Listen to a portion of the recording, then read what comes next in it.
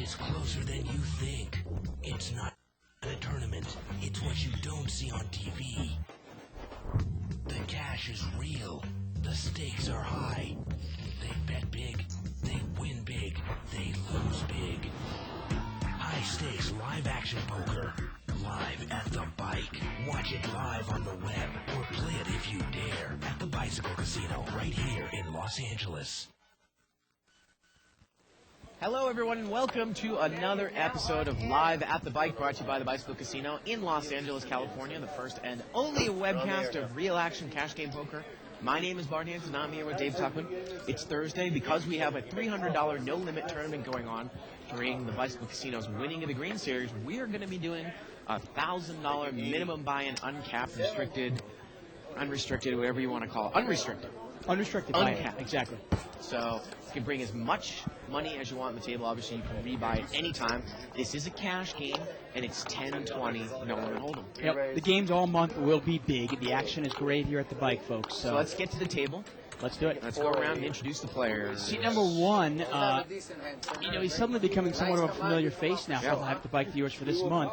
He's in for the tournament. His name is Chuck. Like I said earlier, he's a pretty solid tournament player. Pretty ABC cash game player from what I've seen. And like I said, I actually played with him down at the World Series last year. Seat number two, we got Kirk. And we saw Kirk. Kirk is a real tight player. He played in last Friday night's game and really had a good night, courtesy of Corporation Mike. But Kirk I think he got pocket aces 4 times last Friday and got paid off every single time. Yep. Seat number three, now this guy's, he'll really mix it up. His name is Glenn. We call him Heavy. And he can really mix it up. He can change gears. He can play it tight. He can play it fast. He can bluff. See how he plays tonight. Seat number four, we've got Raid wearing the full tilt poker hat. Seat number 5, we've got Mike with the Packers hat. And, we got pocket aces here in seat 8 and pocket jacks in seat number 7. So why don't we get to the hand and we'll jump to the rest of it in a second. Great idea. So we have a raise here by pocket jacks. And let's see, the button's going to re-raise it here to 340.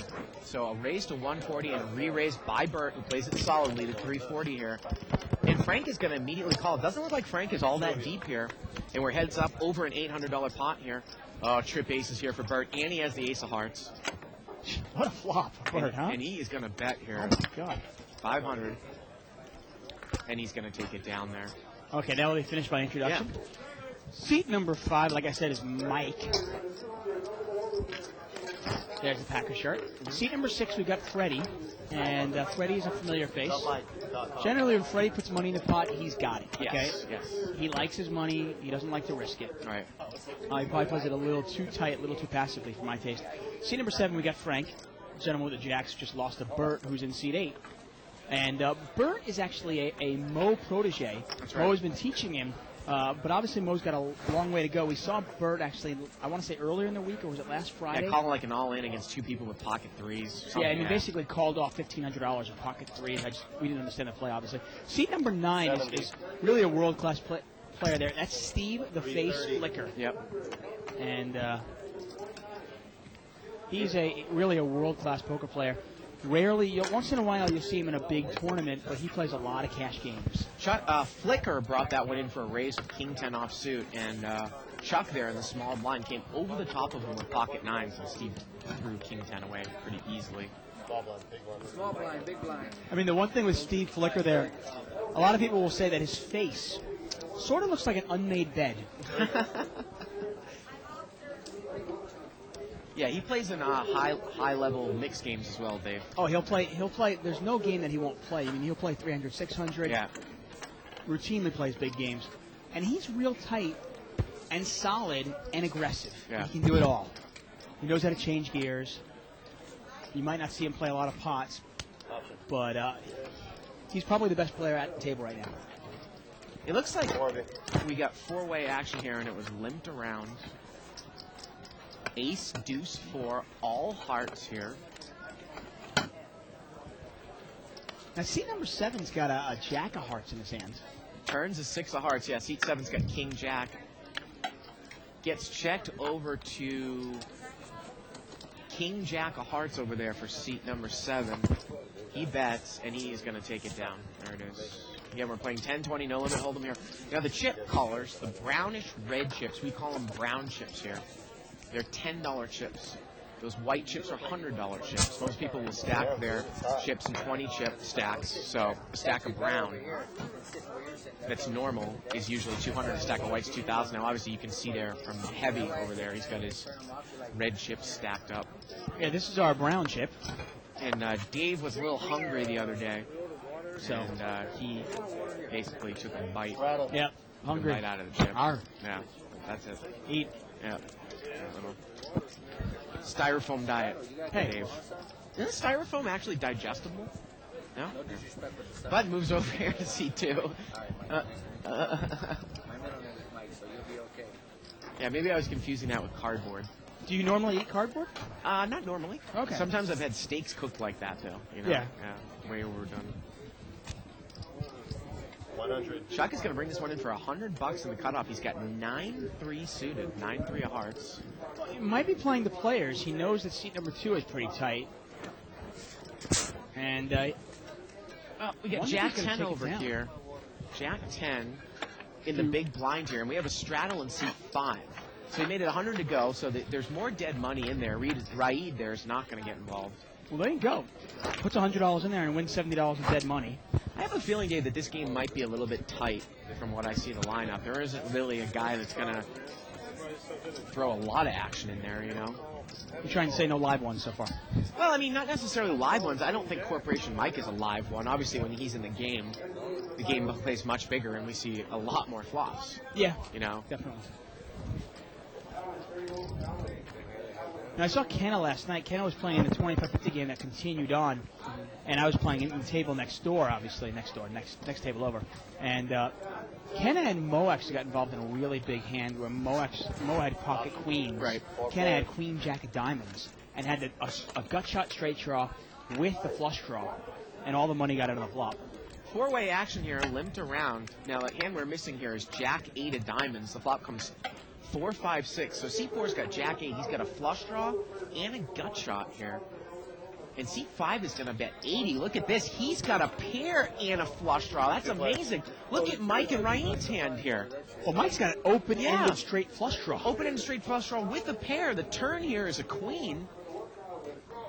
And you can see Mike is a big favorite here. Look at this. Mike's going to bet 240 here. Raid would need a jack and a jack or a diamond, right? A jack or a diamond here. And it can't be the 3 of diamonds. That's right. It can't be in the 3 of diamonds. I mean, that's a monster hand from Mike. Monster flop. And the river here is an 8, but that gives Mike the straight. Yep. And that's actually a good card there. You almost Yeah. hope your opponent's got something there. It's a one-liner to a straight. And he's going to bet again here. He bets 400, which is a little under the size of the pot. You wonder if that's going to force Raid to call this, though. And And Raid does make the call, and C5 is going to take down a pretty big hand here, over $1,000 pot. Because, again, you know, you figure, well, if the guy was just betting on a 6, he would probably check it down on the river.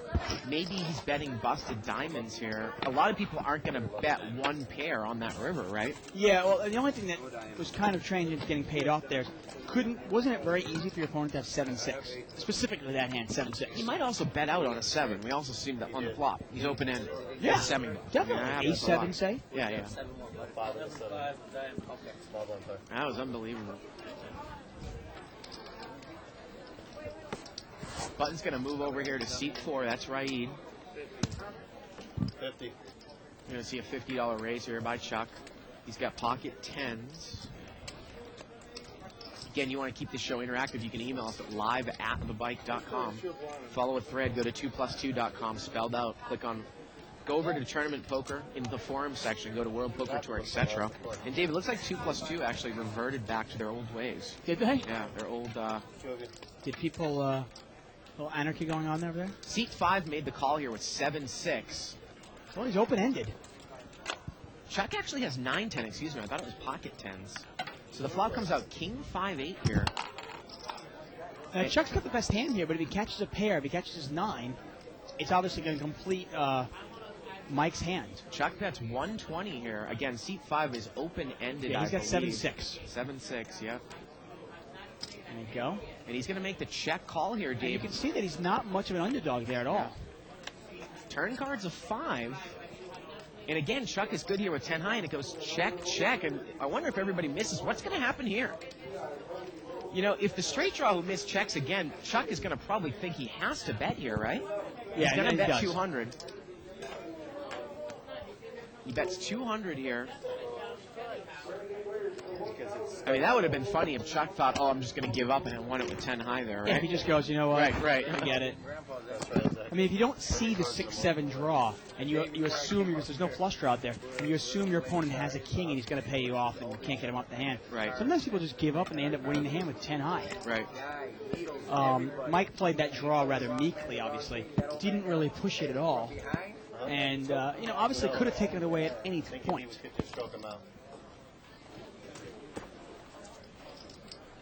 Ace King of Spades over here for seat number 1. That's Chuck, and he's going to bring it in for a raise again. And he did not show down the last couple hands, Dave. 90. He's going to make it 90 to go here. Well, the funny thing is his hands are getting better and better. He's raised 3 times out of the last 7 hands, but... And Raid's got a trouble hand. I hate calling raises with the hand he has. He's got ace-10 offsuit. Yeah. 2 players. Hand is very little value in a no-limit hold'em game. And you wonder if he hits his ace, is he going to lose a lot of money here? Here we go to the flop. Oh, King 3 Queen. He's got a gut shot to the jack. Chuck comes out and bets 100, and he's going to call. It is a rainbow board. Yeah. Here we go to the turn. The turn's a queen. And we Chuck got going to bet again? No, it went check, check here, and the river here is a 6. And now it gets checked to him twice in a row, and now Chuck is going to put in what he thinks is a little value bet. Again, oftentimes you will see somebody maybe check the turn there with ace-king, weary that the guy might have a queen. Right. Kind of controlling the pot. Yeah. The only reason I don't really like to check that turn is, well, it kind of puts me in a difficult spot. I want to find out, first of all, if my opponent has a queen. Right. And if my opponent has jack 10, I don't want to give him a free card. Right. And get there. And again, it'll be far and far few between that you can come up against an opponent that will check raise you there with ace-10 on the turn. I mean, if he does, he's good enough. He might get you off the hand, Dave. Hey, all the power to him. Good Right, job. Well right. done. I throw it away. But how often do we see a player that can make that move? Not very often. Yeah, right? it's not going to happen very often. Yeah. And the plaza is just packed up there tonight. Yeah, well, we got our Winning of the Green tournament going on. Tonight's tournament, like you said, is a $300 buy-in tournament. Yep. I want to say we had almost 40 tables filled with players. We got a raise here by seat 5. He's going to bring it in with ace-5 of hearts from the cutoff for 120. And we're going to see several people in there. We're going to see 4-way action here. Seat 5 brought it in with ace-5 of hearts. Got about a $500 pot, huh? King 10 deuce here. Bird is not in the hand. Hey, I want to say, what does Bird have the best? Oh, I Bird's think out. Mike is in the best hand with pocket 6s. Now, if he gets checked around to Mike, is he going to throw the bet in here, the continuation bet? It is about a $500 pot. And it gets checked around here. Well, the turn is an 8. That doesn't change anything, Dave. No, it doesn't. Well, it gives, same, And now Raid is going to come out and bet with the gut shot to the jack. yeah, and the same gut shot he had on the flop. But he actually could catch a queen or a 9. It would be good here. He bets 300. And that'll probably take it down unless Chuck thinks he's bluffing. He thinks his good 3s are good. Well, I mean, making a call here with pocket 3s, isn't that really tough? Because on the river, you just have absolutely no idea where you're at. I mean, wouldn't this fall for a check raise here if you were going to continue on? You'd imagine. I mean, unless you just put your opponent on a complete bluff. And But I mean, like you said, though, it's... if he's on a bluff now, though, you just have absolutely no... I mean, if the deuce pairs on the river, I think... Well, you think almost want might good. you want the whole board to pair, Right. any card to pair. Right. And you are, Chuck. You are throwing away the best card. And we were talking about this last night. I want to just throw this out at you and everybody at home. There are players that say that, and then there are players that say it and act up on it. Okay. Right. And we see like a player like Jonas who would say, he'd say in his mind, go, I have the best hand. Okay, I'm definitely not going to fold this. How do I play it? Do I want to just call? Yeah, but at the or do I want to raise? I'm gonna say, but there are players that do that. And then there are players who come out and say, I am throwing away the best hand. And you know what? Chuck's a good player. His instincts told him that he had the best hand, but he just didn't have the the brass balls to go with it. Yeah, but at the same time, I remember one specific hand last night that Jonas played where he said, he thought he had the best hand. He put Mike on actually ace-5 of diamonds, and Mike had a straight and a flush draw, and he still folded pocket sixes. So picking your spots on your deep stack. No, it's okay to pick your spots. But in that case, there was no play left in it. Mike had moved all in. So Jonas was going to call Had he off the moved all stack. in? Yeah, at Okay. that point, Mike had moved all in, so Jonas was going to call up the stack. Four-way action here, limped around, and Glenn heavy over there. Pretty big hand. It was straddled. He's got queen jack top pair, and he's open-ended here. Jack 10-9. Yeah, it's a nice flop for him. It's a $160 pot pre-flop because it's 40 times 4. You see the overwhelming favorite is, and he's probably going to take this down right now. And He does. Chuck got rid of Jack deuce of clubs. He was in the straddle spot. He checked and folded there, obviously. You see what I'm saying, though, in the sense of obviously picking your spots in no limit hold'em is very important. But there are just times where players will, they just don't. They trust their instincts. They know that they're probably right, but they just can't follow through with it. And if you want to take your poker games to the next level, you've got to kind of listen to your instincts and be able to act upon them.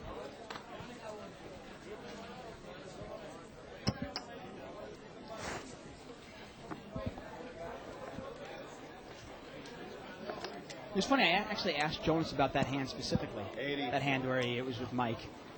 Got a raise here from seat 4. Ace-5 suited.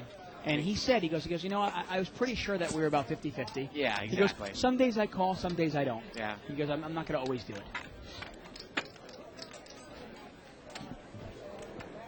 Seat number 9 here, Flick is going to call Steve with Jack 10 off suit.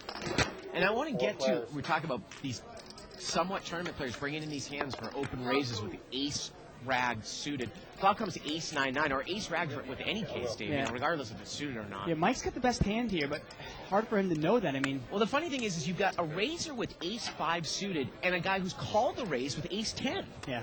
And neither player bets. Mike did not bet the flop in position with ace 10. Well, now Chuck has made a pair of 8s. Steve is now open-ended. Yeah, and Steve's going to come out and bet. And here is a great reason why ace 5 and ace 10, you have no idea where you're at. And the funny thing for Raid is he brought the hand in for a raise, Dave. He did not bet the flop. He was second to last to act, and then the guy that called him with ace 10 didn't bet the flop. And now Flicker's going to come out and semi-bluff. Raid's going to call. And now Mike, what is he going to do? He just gets away from it. Yeah. Unbelievable. Well, Steve probably, the face there, he probably figured, hey, nobody wants this pot, I'll take it. Here we go to the river. The river's a 4, and Steve has missed. He checks. He just gives up. And ace 5 is going to take it down there. And ace 10 would have been good. And there you go. And what I was going to say, Dave, is that oftentimes when you see guys that play a lot of tournaments, we actually saw it with Bonnie last night. She actually won a lot of money. She played it really, really tight. But they were really overvaluing ace rag. I mean, we saw her bring in ace 8 offsuit under the gun for raises. And, limp in with, say, like a king queen suited or pocket 9s or pocket 10s, but she'd raise with ace 8 offsuit. Yeah. And it's just, You're right. It's a tournament mentality where stealing blinds and antes is important. In a cash game, there's obviously much less importance to that.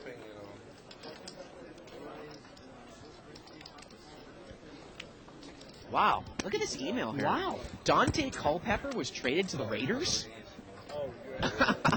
And just like that, Isaac just jumped up out of his seat. He's thrilled.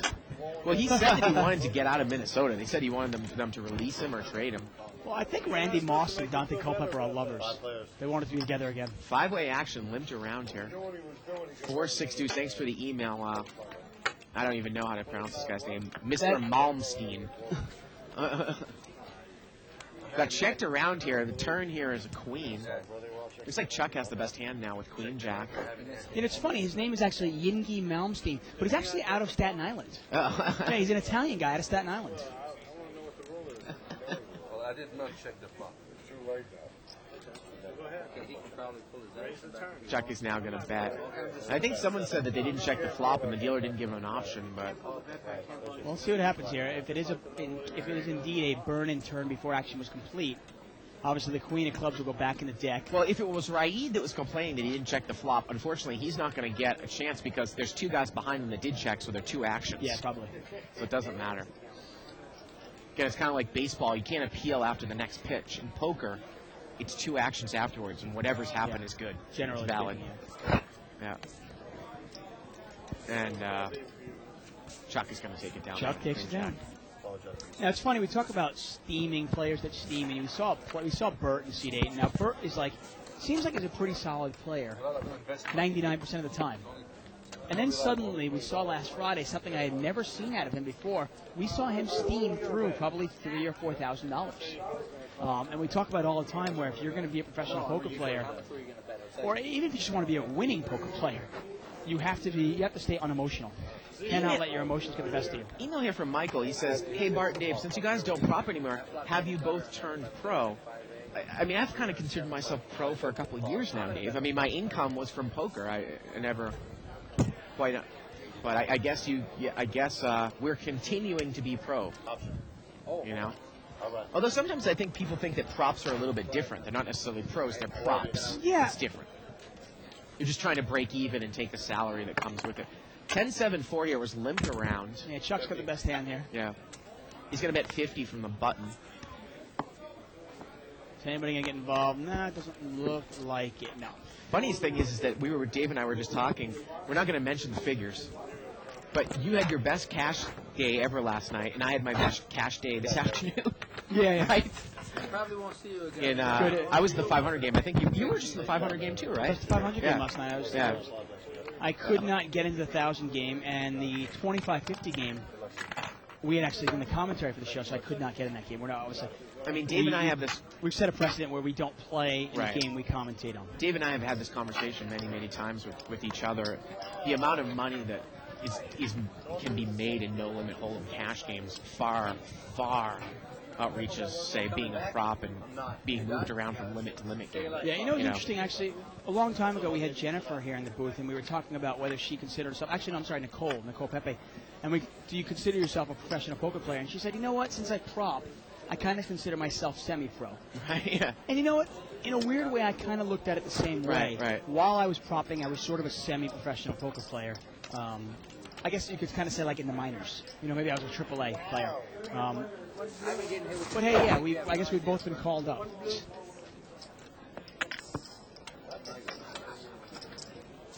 And yeah, I guess I speak for Bart here, where we both consider ourselves professional poker players now. Let's take a look at our beginning point here of the night. This is where these guys are at. We got over 20 grand at the table. And the one thing that's crazy, have you ever seen a game? You look at Freddie there. He's got the rear with $850. He always buys in for the minimum. Yeah. And I just never understand it. If I was Freddie, I would take that same exact buy-in. Go to the 35 game, right? Exactly. Yeah. Why do I always want to play these games short-stacked? We got word that Kenna James is in the house. I don't know if he's next up on the board or something, but he might come into the game. Hey, I'm getting word that this guy, Yevgeny Malmsteen, is actually a famous hair rock guitarist. Right. Still out of Staten Island, though, okay? And he's still an Italian guy out of Staten Island.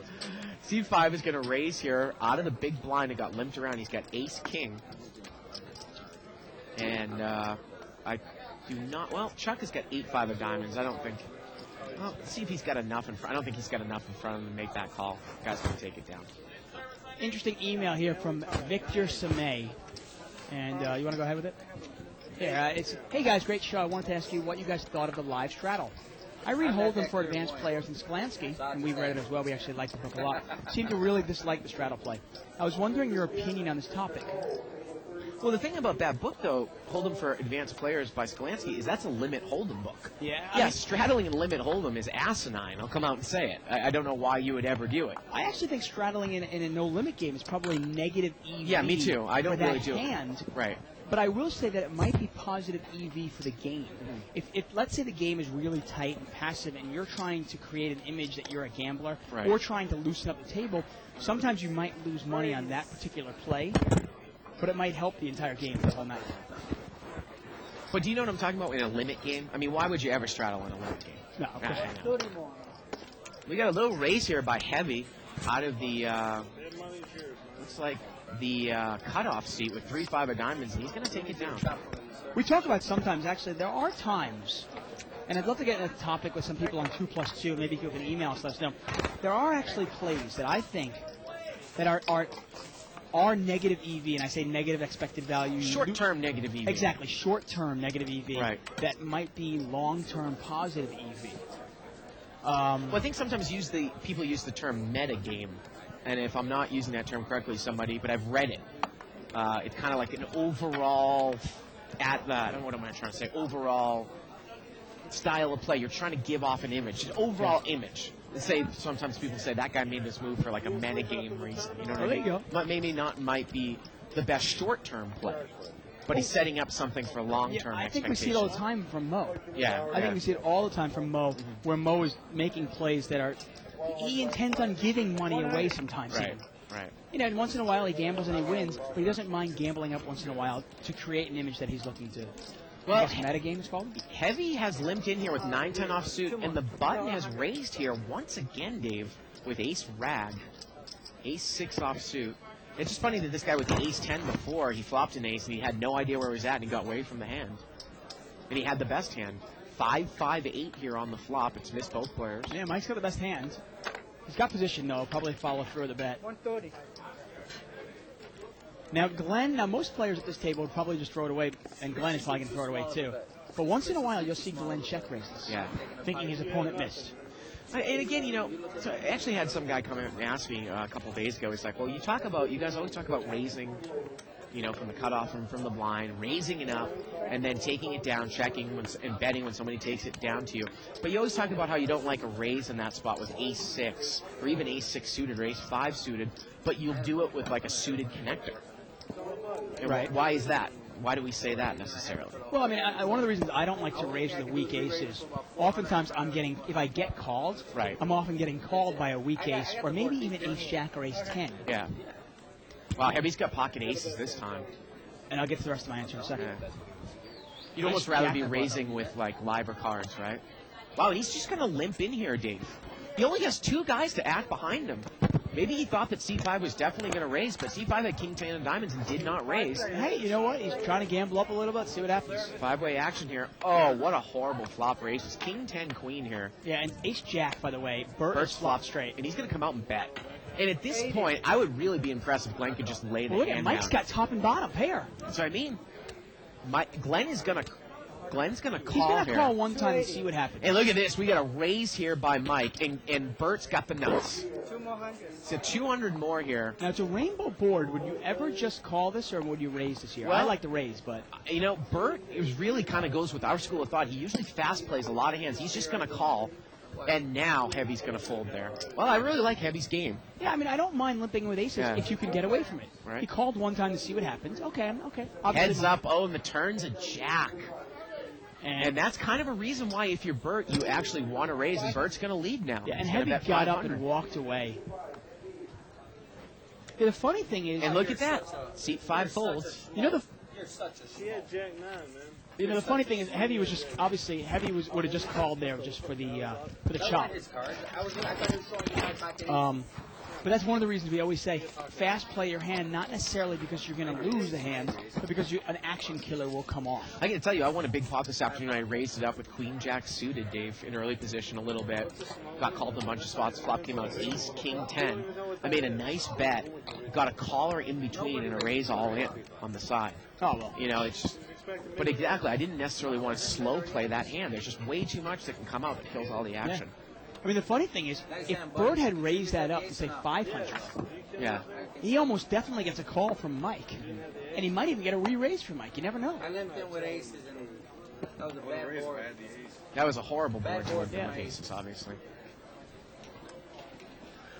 Now, back to that question, I was going to also say, oftentimes also, if I'm raising in some, let's say it's a passive game that I want to take control of, and I raise in late position with suited connectors, and an ace falls, and it gets checked to me, I can often represent the ace also.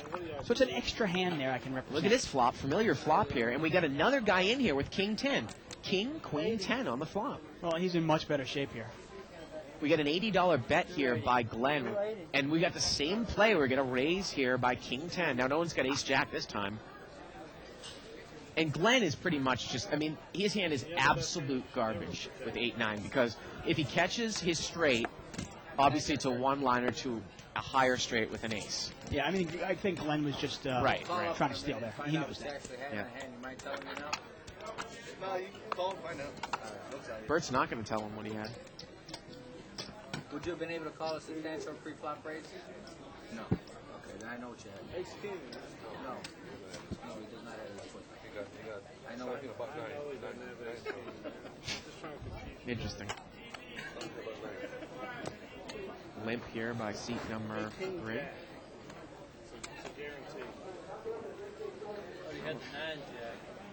See, none of these guys think that he would come out and lead with Ace Jack. That's the funniest Right. thing. If you listen to that in the background, Yeah. no way he bets with Ace Jack there, though, right? There's no way. And of course, we saw that, and that's why we talk about fast playing, because it's almost, Dave, it's a better way to deceive than slow playing. He didn't fast play that much. He bet once and then he called a raise. Right. He probably should have re-raised. I mean, I guess he was trying to keep in Glenn there, but We got a raise here by seat 5. He brought it in with Ace-10 offsuit. Chuck called in. Look at Glenn. He's going to take advantage of some weakness, some dead money. He's going to re-raise it out of the straddle spot with 8-6 suited. And is Chuck going to call this out of position with Ace-10? I don't know if Glenn has enough. I don't know if Chuck has enough money to do Yeah. this. No, he doesn't I call. don't mind his 250 actually. I don't mind his 250. I would have called one guy. I can't call two. So I want to know where I was at on the hand. Again, I just think it's funny that there's no way any of these guys think that Burt came out and led with Ace-Jack on that flop.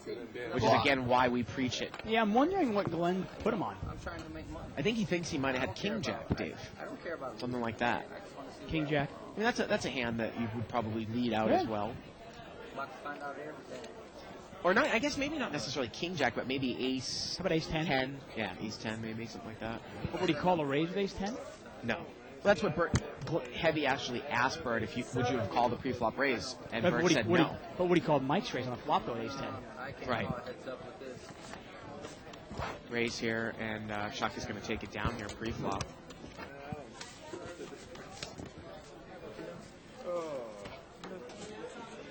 Bangor Vager Toth says, Bart and Tuck, how do you like the first quarterly payment for insurance? I think he might be referring to health insurance. I'm assuming he is. Well, there's a beautiful thing out there called Cobra that in California you can take advantage for 3 years. 3 years? I thought it was 18 months. 18 months, and then you can go on Cal Cobra Really? for another 18 months. Same Yeah. coverage? Yeah, it's basically the same coverage. It might be a slightly higher, like a 1% higher premium, but But I mean, it's the same exact Yeah, same insurance, thing. same Yep. co-pays, all that Yep. stuff. Yep. That's cool. Yep. Nice. That's why I hang around with you. You do all the information. Get all the information for me. Well, I remember you called me about it. You said, like, Bart, we're going to go to the doctor next week. What's going to happen? I'm like, Dave, I already covered it. I already called the benefits person. We're not cut off. Three-way action here. But if you're worried about us at home, start a fund. Right, It's okay. right. You can send to Dave and Bart at the Bicycle Casino in Bell Gardens. 8-5-4 here. Raid's going to lead out for 30. And Steve's going to raise here with Jack 8. He's going to make it 130 to go. And he is going to take it down. Obviously, that is actually, a legitimate expense, especially if you have a family, Dave. Any type of self-employment, if you're a professional poker player, that's definitely self-employment, is health insurance. Especially, it's a huge, If you have a family, consideration. you're talking, I mean, that could be $10,000 a year. Right. Yeah, might even, like $1,000 a month, something like that. Oh, definitely. Yeah. Especially if you've got a wife and a couple of kids. Right. No question. You're a single guy, you can usually get by with it pretty cheap, but... I mean, I remember I was on independent health insurance before I started working here. It was $90 a month, and I still had about a $3,000 deductible, for the year. So that's no gift. Makes me feel better. I laid it down. Chuck's going to raise it up here to 60. Open raise here from late position. He's got ace-9 of clubs. And we have not seen Kirk play a hand. He really is a grinder, Dave. I mean, he just plays no hands. Yeah, I mean, like I said, we only saw him play 4 hands last week, right. but he happened to get pocket aces, I want to say 3 times, ace-king twice, and queens once. I mean, and he won every single one of them. Well, hopefully somebody will get up and we get Ken in the game, and it'll liven this game up a bit. I always kind of wonder, can a player like Kirk beat a game like this? Because, unless he's getting aces every night, Well, we're going to see a continuation bet here by Chuck. It's an interesting question that you bring up, that question. We used to say, Dave, way back, way back in the day, when we used to start spreading the 5-10 game here, I knew when we had players like Jonas and Gore and some other better players that you couldn't play these big games straight up and beat them. But now I think the play has somewhat gotten weaker as it goes up, You right? can play it straight up, you still have to play some hands. Just playing it straight up and not playing any hands is a different thing. Right. I mean, playing it straight up still means calling with 8-6 suited, right? Jack 9 suited. You still got to play some hands. You can't just wait for aces and kings. Now, Wow, look at this. Pocket aces and pocket kings here. Pocket kings for Glenn in C3. And Mike's got aces in the small blind. We could see some real fireworks here. I don't think Glenn's going to limp in with this hand. He's going to raise. And look at the guy with the Packer shirt. $150 raise. See if we can get any tells off of some of these guys, Dave. Let's see how Mike plays it. Now, if Mike actually really played it tricky and you've got a tight guy like Freddie to the left, you could just play it and just call there, but he's going to re-raise here. He's going to make it 600. And you know what? I mean, he could easily do this with a hand that I can beat with kings. When I make a raise from the cutoff and the small blind comes over the top. We've seen guys do it with 9s and 10s. yeah, you wonder, though, is Mike capable of doing this? I don't know. I don't know Mike well enough. Right. 600 more? I mean, he is wearing a Packers shirt. 260 more. 260 more, and let's see what... Actually, 450 more, excuse me. 450 more. And he makes the call. The pot is quickly almost $1,000. Actually, it is $1,000. Yep. And he just calls here. And you wonder, is Glenn calling this cautiously, or is he calling this to trap him? And wow, he got so lucky. Oh, look at that. Yep. Boy, did he get lucky to flop an ace. Let's see how Mike plays it. I tell you, and that's...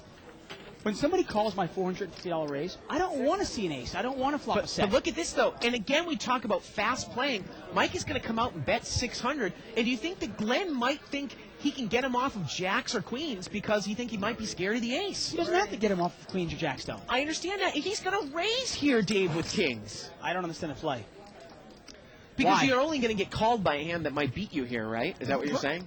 Well, if he's got queens or jacks, Yeah. okay, you know you have him beat. So you would just smooth call? Well, think about it. If the ace is out there and you now think there's no way this guy has aces, okay? Right. Well, the odds are he probably doesn't have kings, right? The odds are he probably has queens or jacks. Well, in that case, what's the value of me raising here? Well, now the question is for Mike. Glenn is going to raise it up here, it looks like. Well, you know 900 more. You know Glenn is on a bluff. And I was going to say, how do you play it if you're Mike? Because you know that you have the best hand here. You know Glenn is on a bluff. It's a You might as well total just call. bluff. You know he's on a bluff. We got a You bet. have to smooth call this. I'm not an advocate for smooth calling Right. it, but you know he doesn't. I mean, unless he has a set of 7s or a set of 5s, and in that case, there's no difference anyway because you're going to check it and then he's going to bet the return anyway. You know, Mike bet the flop about 600, and we got to raise 900 more. So now the pot is about 3,500, 900 to call. Wow, and he comes back over the top all in. And I got to tell you, the funniest thing about that is we never advocate slow playing, but I think that Mike actually misplayed that hand. Definitely. Yeah. You cannot fast play Oh, that look hand. at the turn card. Would have been a king. Oh. The turn was a king, Dave. Oh, Jesus. And you know what? Wow. Back in their heyday, the Packers were great, but this Yeah. is exactly the reason why the Packers can't win a game these days. Christ almighty. That is unbelievable. Maybe this guy should play quarterback for the Packers next year. The turn card would have been a king. And like I said, I never say, well, betting your hand is be deceptive. But when you know you have it. No, it's not in that. It's not knowing you have it. It's knowing your opponent can't have it. Right. That's the thing. You know what I mean? There are a lot of times where you've got it. Let's say, okay, the flop is ace, king, 10. You have queen, jack. You know you've got it, right? But your opponent might have a set, and a card might come off to kill your action. Absolutely. You're right. But in this case, you have trip aces. He's trying to represent an ace. And you know he's lying. Wow. And an ace and a king would have come on the turn. Limped Yeah. around here. 10-4-3. And once again, we're not attacking Mike personally. Seems like a Right. nice enough guy. But the play, I think the more he thinks about it, he definitely misplayed the hand. Yep.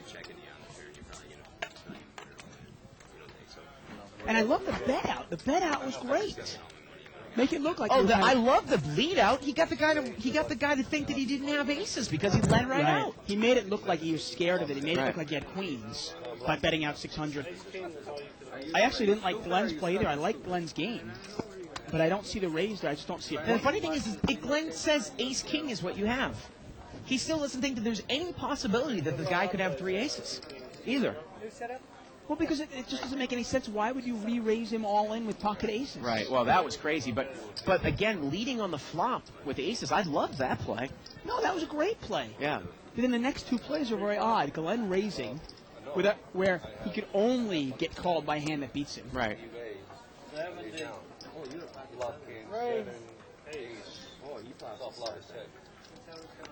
We got a raise here by seat 7. And moving in with aces there, when you know your opponent, I mean, it's you don't always know that your opponent is bluffing. That's one of the few times you know your opponent is bluffing. I should have saved myself 1,500. Flop misses everybody. Ace 4-5.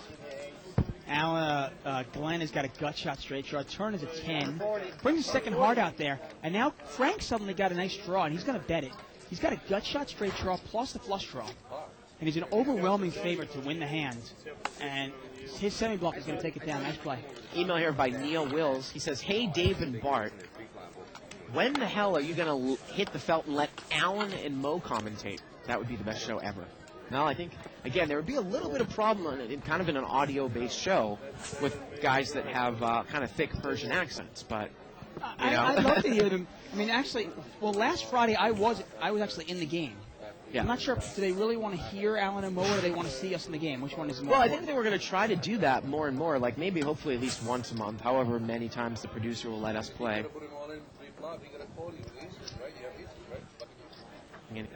Yeah, once in a while. I mean, as a treat, we might get a guest commentator in here, but it'll usually be with one of us. Right. And it's just too overwhelming for someone to come in here. They've got to have at least one person calling the action. Yeah, not to pat ourselves in the back, but it's not something you can just come in here and just do like, can't oh, just- yeah, this seems easy. Right, yeah. We're just going to come in here and follow the game for everyone. It's just, I mean, we've been doing it 20 hours a week for a year now. Yeah. You know, it's... Button moves over here to Bert. Once again, we're live at the bike, folks. I'm David Zuckman here with Bart Hansen. We are playing No Limit Hold'em. Blinds are 10 and 20. It's an unrestricted buy-in game. Minimum buy-in is only 1,000. 70. Seat 1 is going to raise here to 70.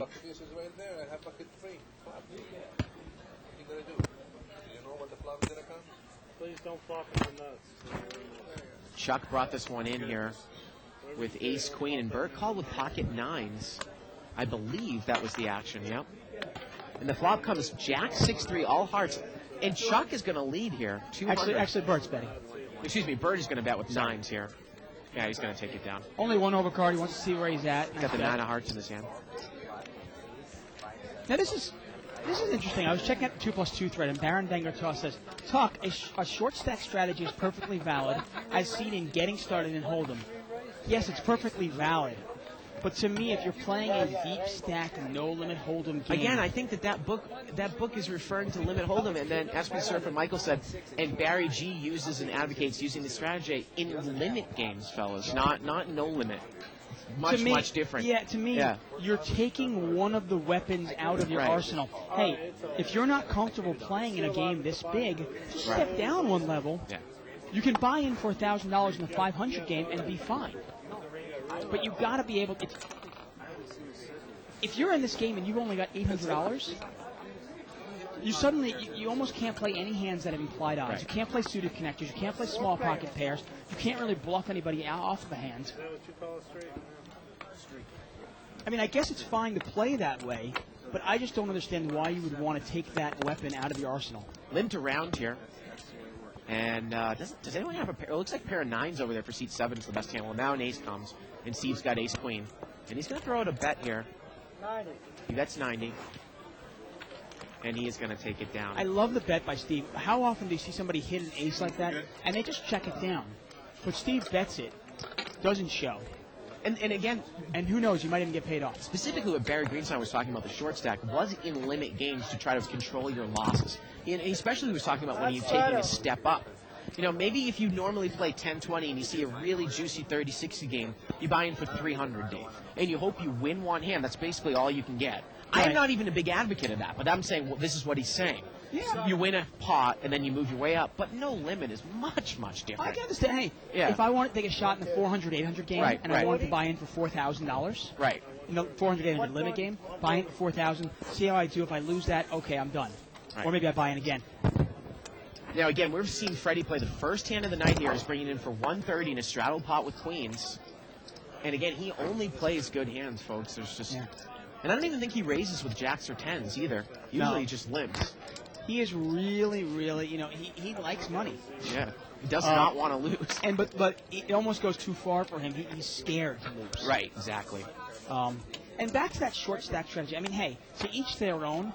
But in my opinion, I just got to tell you, I just don't understand why you would want to kind of, you almost pigeonhole yourself to having to play a certain way. If you're in this game with only $800, I mean, you're basically waiting for a big hand. You can only limp in.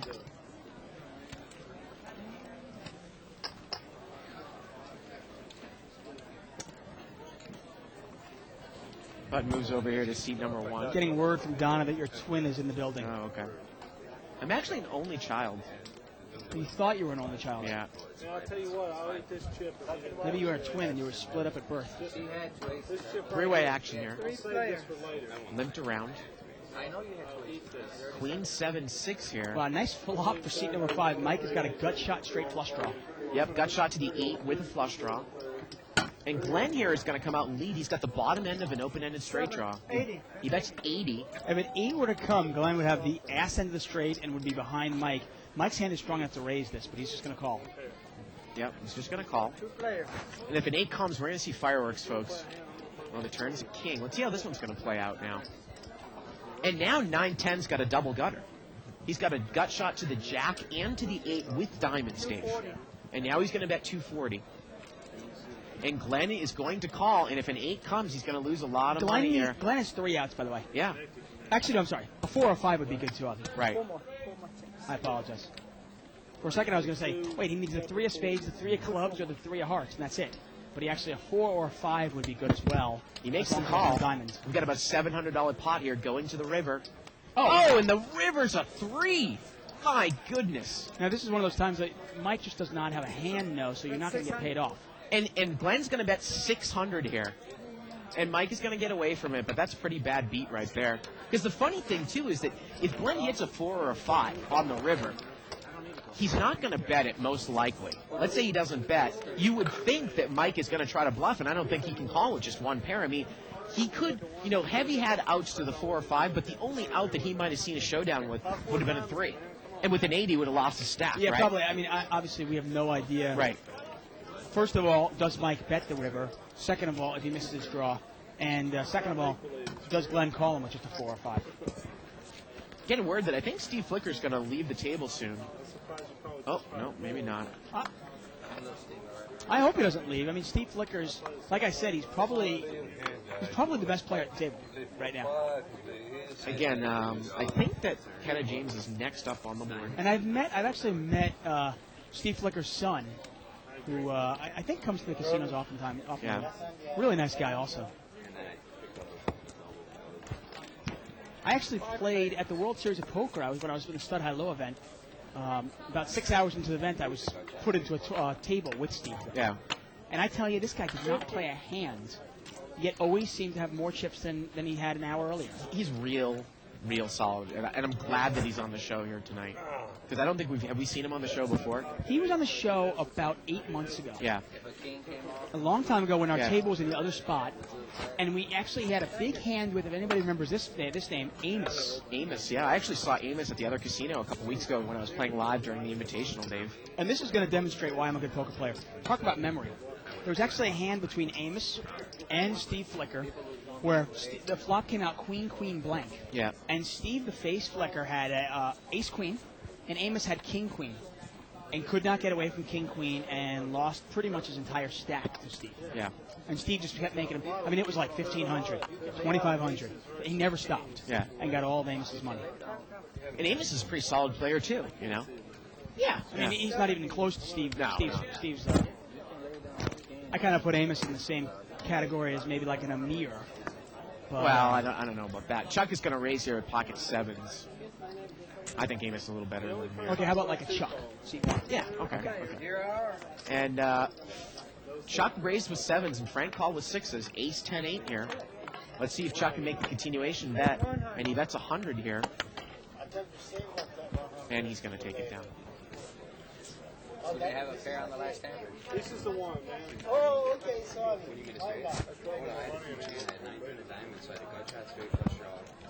And Chuck is going to take it down there. I know I didn't want to say that. I won a big hand off of Chuck again a couple days ago, Dave. I flopped the nut straight, and he had 2 pair.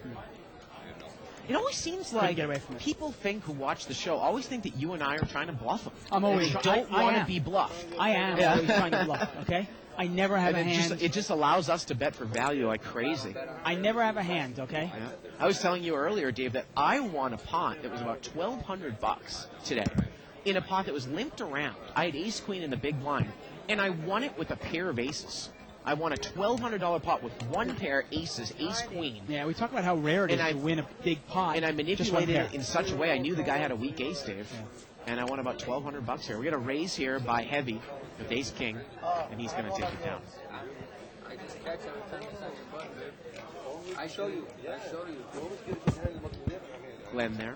And I like Glenn's game. I mean, he's had a couple of missteps here so far tonight, obviously. Like you said, I don't think the raise with kings is very prudent when an ace comes up. Yeah, I mean, well, we saw the other night he played really solid for about 2 hours and 45 minutes out of a Right. 3-hour show, but then he ended up losing almost his entire stack with ace 3 of spades to Right, Mike. right. He told me that he thought Mike was kind of a fish, and he figured, hey, this guy doesn't have an ace. Yeah. Well, I definitely do not think that Mike is a fish. No, At all. I don't think so at all. Yeah, yeah. But Glenn obviously didn't read him right. Got a raise here on the button here, it looks like, with 5-3 offsuit. He's going to make it 80 to go, and he's going to take the blinds down. We're taking a look at... Yeah, look at Steve Flicker here now. Seat 9. Talk about being a poker player. In April of '94, Yeah, he comes in second place at the World Series of Poker in an ace-to-5 draw game. Okay, well then... that's 5 low years- ball. Right. Single draw low ball. Yep. 5 years later, he gets to a final table in a pot limit hold'em event. Then he gets a final table in a Raz event. Then he's at a final table low ball. Then he plays pot limit Omaha. Yeah. Then he plays no limit hold'em. I mean, we're talking this He guy gets, can a, he play gets a everything. third at the World Series and another low ball again. Then we got Okay. 7-card stud, Final table at the World Series and 7-card stud. and then a limit hold'em event. Yeah. I mean, Everything, man. this guy plays every game. He's a poker player. Well, that's what the greats are. I mean, Yeah. they play every game. Ace-king here, raise here by Chuck. Now look at C2. Kirk's got a king-queen offsuit. He gets away from it. Good trouble hand, and he Yeah. gets rid of it easily. We have not seen Kirk play a hand all night here tonight. And we got pocket tens here for Raid. Let's see how he's going to play it. And again, it's almost like more apt for a tournament player to re-raise with tens there as opposed to smooth call. Yeah. Chuck is, so he re-raises with tens. And oftentimes, if you talk to a lot of no-limit cash players, will say, no, I don't. Think about it. If I re-raise with tens, Right, I'm only going to get called when I'm beat. right. So generally, I'm going to smooth call that and try to win a big pot with that hand. I just think, again, you look at it more and more as we have this tournament session in that, people can think that they're playing cash games, they're tournament players, and they don't need to accumulate chips, but they can't turn that switch off and on. It's still in the back of their head that they think they need to accumulate chips now. When in a cash game, you really don't, right? Well, it's also a matter of, with a hand like pocket eights, pocket nines, pocket tens, and pocket jacks, sometimes you want to just smooth call those raises, see if you can spike your set and win a huge pot. Right. You look at this here, he's risking 300 to win about 150, right? Yep. Okay. I mean, if Chuck calls you, the flop comes out, 8 high, how do you even know if your tens are good? Well, I think that Chuck probably doesn't want to get involved with this. Well, he's actually on a short stack, Dave. I mean, the move here would probably just be to move all in or fold. How can you call here and hope that he hits an ace or a king?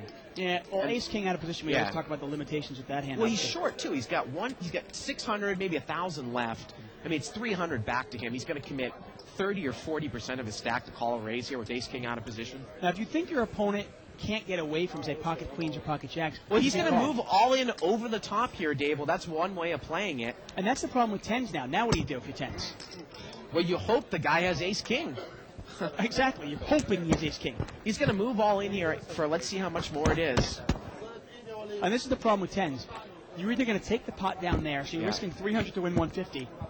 You get called, or you get moved in on, and then you have no idea Well, where you're yeah, at. but now the issue, though, is he's on such a short stack. It's 700 more here, or 670. And I want to say that the pot 1, 2, 3, 4, 5, 6 is about 1,500. So the He's getting guy about is 2 to getting 1. about 2 to 1. Yeah, but you're getting 2 to 1, but you got to look at it this way. Oh, yeah. Maybe 50% of the time this guy's got jacks, queens, or kings. Absolutely. Well, he calls. Jack 7-6, right? He's still good right now. Turn is an 8. Chuck needs an ace or a king, and that's it, Yep. folks. And the river's a queen. And it's good. We talk about, I think it's called this segmented hand analysis. Well, you have to put the guy in a range of hands. Right. And, if you're getting 2 to 1, like you said, okay, 50% of the time I'm a 4 to 1 dog. 50% of the time I'm 50-50. it's about 50-50. So it probably means that it's not a call, right? Yeah, well, I have to do the math, obviously, but it becomes real close.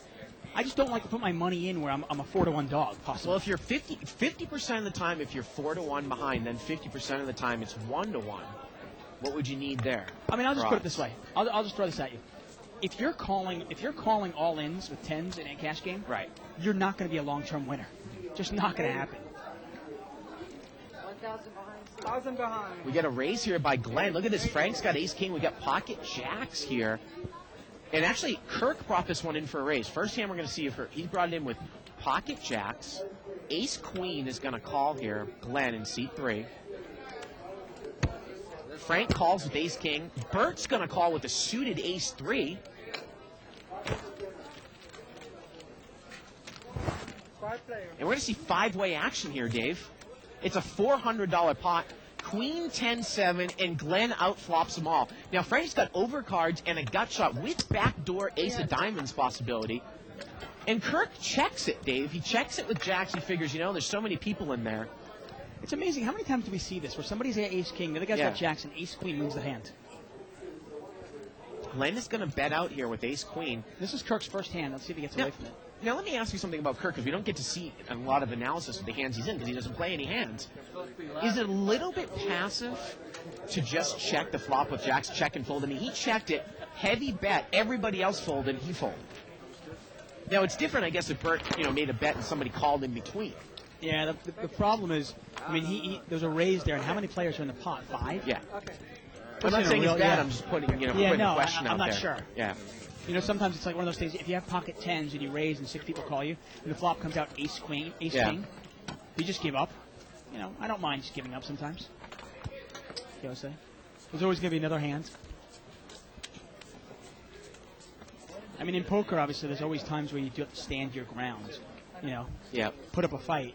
But once again, you can pick up that spot. Okay, I'm getting word that getting started in No Limit is a short stack strategy for no limit games. Okay, I didn't know that. I know Skolansky's book is about limit games and straddle, and I know Greenstein was referring to limit games when he was talking about buying him for short stack. We got a raise here by seat 5, King Jack. Freddie's called with ace 9, ace deuce of hearts over there for Bert. Boy, Bert really likes to play those suited rag cards, huh? Ace deuce of hearts to a raise. And Mike is going to make the continuation bet here, it looks like. Now, Chuck is open-ended over there in seat 1. It's a $300 strong post-flop bet here by Mike with King Jack. And again, Chuck just doesn't have that much here. I mean, it might be a case where you check raise all in here, Dave. He bought in for another $1,000. Yeah.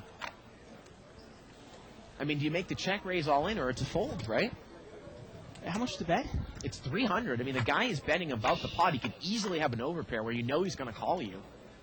Now, we can tell, though, that if Chuck made this check raise, there would be fold equity, because I'm sure King Jack would get away from it. Well, I mean, you certainly don't want to just call this, do you? No. You're only going to get one card. And You the only guy have continues- $1,000. Yeah. And this is, again, problem with what you talk about, playing short stack. You don't get to play these cards. If you're going to play short stack, you shouldn't even be in there for a raise with 6-7 Yeah. offsuit, right? I mean, I wanted to get to what Baron Vangertoth said on 2+2. He's going to throw it away. Yeah. He even says, he says, it's a different game and not for everyone, but a valid strategy that can't be discounted. And I agree 100%. Yes, it is a valid strategy. Right. Yes, there is a way to play, but to play a no-limit hold'em cash game properly, How'd you make that call, man? I think, and this is just in my opinion, I think you agree with me, I think you need to have a decent stack. I invest $380 and another $600. I'm not gonna call. To me, I just don't understand why you would want to put yourself at a disadvantage. Fucking fair. Again, you can email us at live@thebike.com. Questions, comments, suggestions. Invest $300. You have $600 behind. 70. Whatever it is, anything under 1,000. We got a raise here by seat number 7, Ace Jack. Freddie limped in with pocket 8s from seat 6. He's going to make the call. Happens is happen. Replay. And Steve Flickers in there with Jack 10. And we're going to see a flop here. Oh, 4 deuce deuce. Freddie's got the best hand here with an overpair. It gets checked over to Flicker, and he's going to check it as well. And let's see if Freddie puts up a bet if a rag card comes here on the turn. Well, the turn's a 6. And Freddie checks it again, Dave, with 8s. It gets checked around again. And the river's the queen. Well, Freddie's escaped here. And now he's going to come out and bet on the queen. Now he bets 80 on the queen. Wow, kind of peculiar way. And he shows the 8s. He plays poker. You know, he definitely has an interesting style. Yeah. Interesting email here from Michael Feynman about health insurance. Man, his health insurance costs $18,000 a year on Long Island. I can say safely, there's no chance I will ever move there. Thank you. Pass on that one. Man. He says, my advice to you, Bart, find a woman who will work after you one day get married. Well, yeah, that's what I'm planning on doing. That is a good Hop on her health insurance, right? Well, that's actually, you know, my best friend and my writing partner, actually. Yeah, yeah. His wife now works for the California Highway Patrol as a dispatcher. Right. And it's great for him, obviously, because they get a good insurance because it's state insurance. Right. And actually, you know, I think that we had a follow-up email saying Culpepper hasn't been traded necessarily to the Raiders, but he has been traded, but they haven't announced what team it is yet? Is that what we get? I'm not exactly sure. I wasn't up to date on that. I guess Minnesota said they traded him. Just don't know where it is yet. We get a raise here by Chuck on the button. 6-5 offsuit. 4-way action here. Ace 8-6. Here's another thing too, Dave. When Chuck is inherently short stacked like he is now, you know, we oftentimes, and Chuck is going to bet 200 and he's going to take it down here. We oftentimes, I know you and I might raise that up on the button with 6-5 offsuit, but you put yourself into a situation where he bets 200 there and he gets called, he doesn't really have any more chips left, right? I mean, if you're going to play if you were playing this game short stacked, I wouldn't think that is the strategy that you want to play with 6-5, right? It puts you in a tough spot. Yeah. You know? I mean, like you said. Hey, like I said, I haven't read that book, and I haven't read a lot of material about trying to inherently play a game short stack. Maybe someone can email us and tell us what it says in that book, but I would think that probably the strategy is just to kind of almost tighten up and play the nuts. Make maybe big all-in semi-bluff, stuff like that. Yeah, I mean, I would imagine Take a look at another chip count here. Over $22,000 on the table, folks. Yep. Freddie up to 1,000. Mike has the most money at 5,700. Yeah. And let's see how they're doing. How are they doing? Look at that. Raed is in the big lead. He's up $3,200. Mike is also up $3,200. Steve is our only other winner, up $500. And like I said, Steve is rarely will Steve be the big winner in a night, but he'll almost always win. Yeah. Chuck is our big loser, down almost $2,000 there. Chuck is going to limp in here with deuce 4 of hearts. I thought you had a bigger pair because you told me you have ace king. Interesting email here from Now I said Robert Young about that re-raise all-in set of aces. Right. What was that guy doing? I don't understand it. Yeah, we second that. Not quite sure. And again, the turn was a king, Dave. That's unbelievable. Wow. 10-6-8 here, limped around, couple clubs. And that will be one of the only times where we'll say, why don't you bet your hand? Why don't you bet your hand? And we love the lead on the flop, remember. We loved the lead on the flop. Well, we always say there are times to slow play. Right. There are times to not very many, but Right. that was definitely one of them. Wow, look at this, running clubs. And Kirk has got the best hand here with 4 clubs in his hand. Well, there you go. Kirk has won the first pot of the night. Right.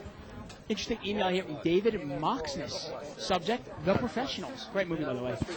Funny how all of you commentators, Shirley, Bart, and Dave, went pro after 1 year in the poker school booth. Quote unquote. Yeah. Good going, guys. Good going, guys. I will say that who gonna call him? as much as we like to say that watching this show for everybody at home can really help them, Right. I know it's helped my game immensely.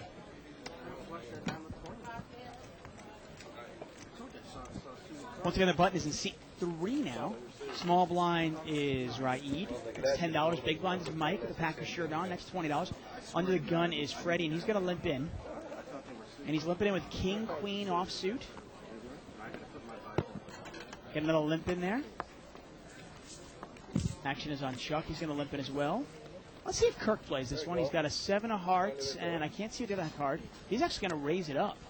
Now, when you see the 7 of hearts, what do you guess the other card Probably is? pocket sevens. Oh, look at that. 7-8 suited. 7-8 suited, okay.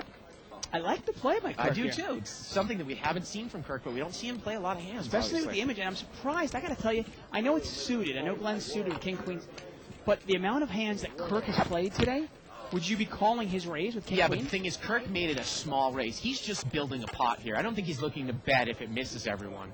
Well, he's picked up a flush draw here. Well, he's probably going to bet now, especially with the ace on board. Nobody has an ace. If But he bets, doesn't bet, Dave. He's going to Oh. check. Wow. If he bets that after rep, he's going to take it down. And now, you know what? It gets checked over to Glenn on the button, and he might bet here. Yeah.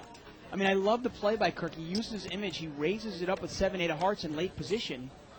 That kind of flop comes out. Man, you got to be the better there. And look at this. Kirk just folds. A quick fold there with the flush draw. I mean, he probably could have bet that flop and taken it down. And here's another thing, too. He probably could have check-raised Glenn and taken it down. The only thing about that is you probably don't buy the fact, unless he had a set of aces, that he would make that play on the cutoff and not bet on the cutoff. Yeah, I don't know. I can't Yeah. even tell you why he would raise with 7-8 suited Right. in a cutoff seat. I think it was just kind of a pot builder type thing.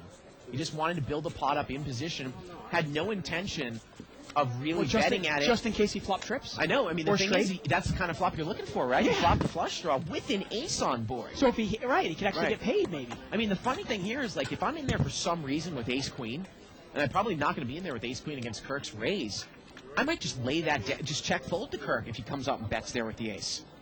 Well, yeah, You know? if I've got ace queen in middle position there, I probably bet to see what Kirk Right, does. right. And if Kirk raises me or even just calls me, I'm done with it. Which he could. He definitely could have raised you there on that flop. And I'm done with it. Yeah. Five-way action here. I put him on ace king and I'm done Yeah, with it. I'm not going limped to lose any around. money to him. Ace 3-7 here, a couple of hearts. Man, you got to be aware of what your image is. Yeah. Could ever miss, there's an ace on every flop. I tell you, I really like the raise pre-flop in the cutoff seat. Why not? It's similar Checked around here, turns a queen. Doesn't look like anybody has a pair. We see it all the time, though. We see people either playing pots with hands like 4-6 of spades or 7-8 of hearts, get a pair and a flush draw or a flush draw, and then just throw the hand away. You know, it looks like actually, I don't think we have 7-8 for Freddie up in the hand. Freddie's got 7-8. It's not up there, and he's going to take it Yeah, down. he takes that. Yeah. And sometimes it just makes me question, why are you playing this hand? Now, I have no problem if you don't play the hand. I have no problem laying the hand down. But if you're going to play it and you get a favorable flop, well then, isn't that what you're playing it for? Email here from Scott. He said, I'm a big fan of your show, and I've seen everyone since the first one. I even used to listen to the shoutcasts in the beginning. But since you guys have been on the air, I find it now enjoyable and quite relaxing to watch live at the bike. Were we shoutcasts? I guess I kind of went crazy towards the beginning There might when have we been- first started the show. And we did have Yana. What is that guy doing? We had Yana. Yana, that's atrocious. Atrocious play. Believe me, I think that, especially, David and I have really evolved with time doing this. I used to be a Neanderthal.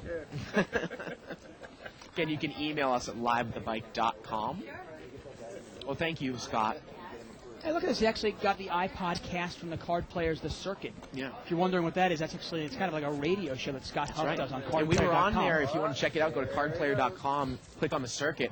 I think it was from February 25th. It says final table preview. I was thinking about emailing Scott, maybe saying if we could get on the direct, because I told a lot of people about that, and it doesn't say anything about Live the Bike or us. It just says final table preview, so sometimes people don't know. I know that Shirley came in here, and she didn't even know that we had it, because it was never titled on that podcast. Oh, you sweet Bert bets. guy. Bert takes it down with King Yep. Queen. Finally show up. You can also go to liveatthebike.com. Go to our website. Check out my blog. If you don't know what it is, it's called Under the Gun with David Tuckman. And I've actually updated it today. And now that I don't prop, I have a lot more time to update that blog. I'm going to try to update it probably every other day. Keep a lookout. No, I was at the conference. Lay down one? No, just from the chair. Honestly, she had me screaming. I had to tell her to stop. Writing's kind of my first love, so try to keep Well, doing that. I'm going to correct myself. I had an email here from Michael Feineman, and he says that Barry G, on page 174 of his book, talks about buying in for the minimum, and this is on Aces on the River, in No Limit and Pot Limit. Well, I correct myself then. When he was in here, he was referring to limit. I know that. When we were talking, he was doing a limit game. It's funny, too. I actually had the book, and I don't remember that. And I've read the I book stand cover to corrected. cover. He says he lists 8 reasons total, Yep. but he won't type all 8. Actually, can you do me a favor, Michael, and email us with those? I'd love to read them. Yeah. And I don't mean to annoy Barry Greenstein if I misquoted him. Because Michael said if I was Barry, I would be annoyed. So I apologize. Usually 99.9% perfect. What's great about the show? I love the fact that I love the fact that it's No, interactive. understand. Right. That Yeah. we say something. Hey, email us. Let us know if we did something wrong. It's great. Maybe it isn't such a bad call. Like I said, it's definitely a valid strategy to play short stack. I just think it takes a little bit away from the game. Your game, that is. Right. We got a raise here by seat 4, Raid with the Ace King of Hearts.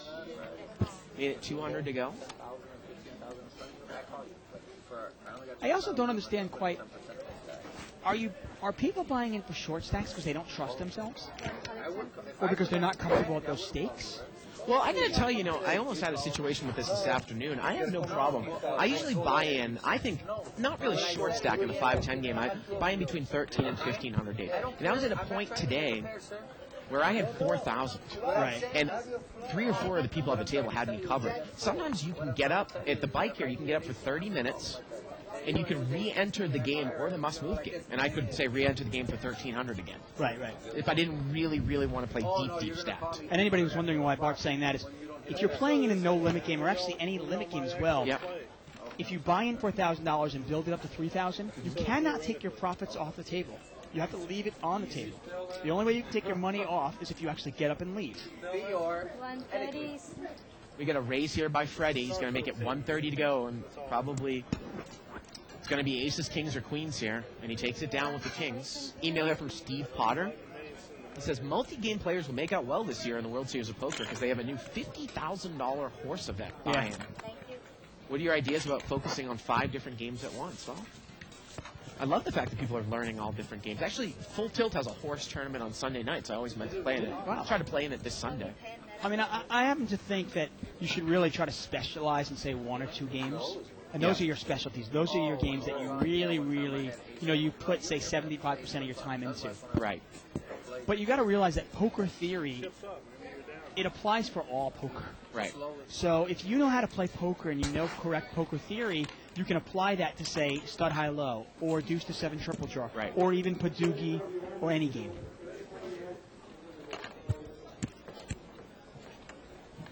Pocket kings for Kirk, and we're going to see him play this one. And we get a raise from Chuck in the cutoff seat with King Jack. And he made it $70, and Kirk's got to decide how he wants to play this one. And it looks like he's going to just call. Or did he announce raise? Trying to get it out here. Let's see here.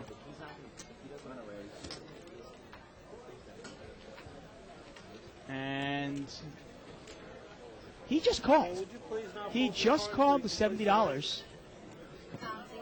And that brings Glenn in there. And we're going to go 3 ways. The pot is $230. King Jack, Kings, and Ace Queen. $230 pot. Kirk decided to play it a little slow here, hoping that maybe Glenn would throw it away. Actually, wait a second. Glenn has re-raised. Glenn is re-raised here with Ace Glenn Queen. re-raised, and I think it was $200 re-raise. Yep. Well, there we go. Chuck made it $70 on the button. Yep. Kirk slow played his kings by just smooth He calling. smooth called in between. Wow. And I thought Glenn had just called, but Glenn actually raised it up $200 more. Chuck is going to throw his hand away, and now it's back to Kirk. What does he do faced the $200 bet? Do you just call, and he does? Well, he does. And you wonder, was he playing it slow? He's No, I think he's definitely just playing it slow. Well, 9-9 deuce here. Well, I think it's clearly a check.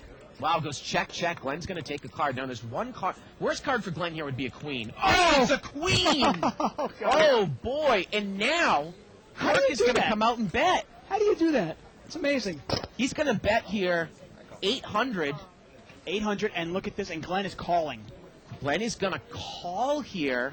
Wow, and what is Kirk going to do? The only thing that's odd is, why did Glenn check the flop? I mean, would you possibly put him on a 9? I don't know. I mean, it's really odd that he Yeah. would raise pre-flop.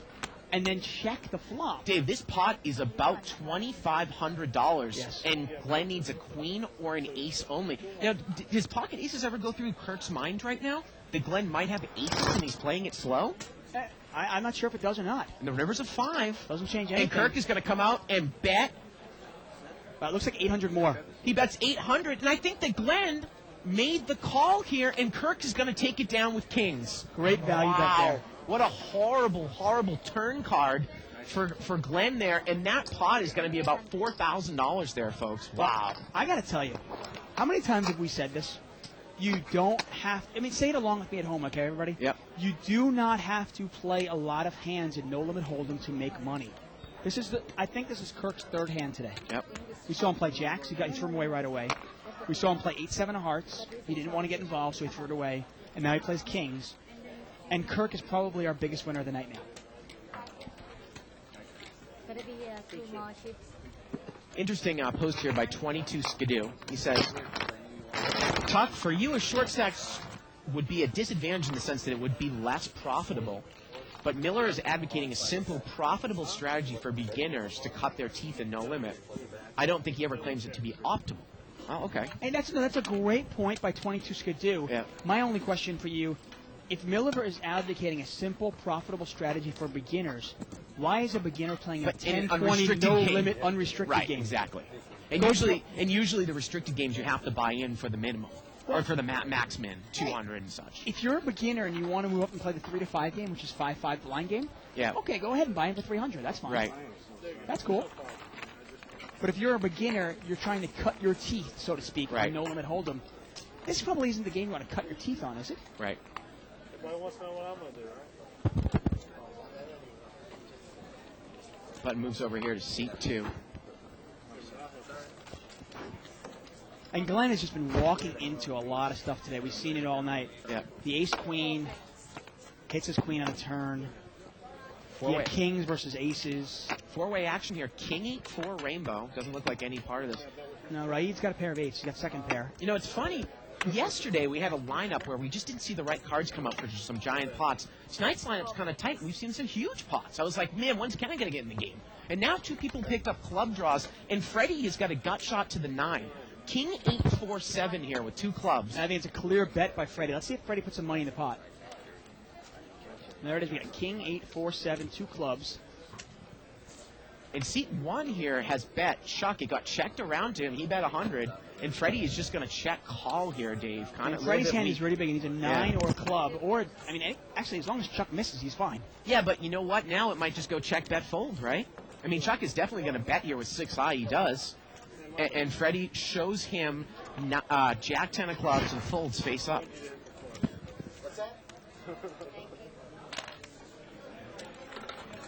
Email here from Craig Rank. He said, could you guys give some advice about how, if possibly, to detect trips when the opponent has a pair before the flop?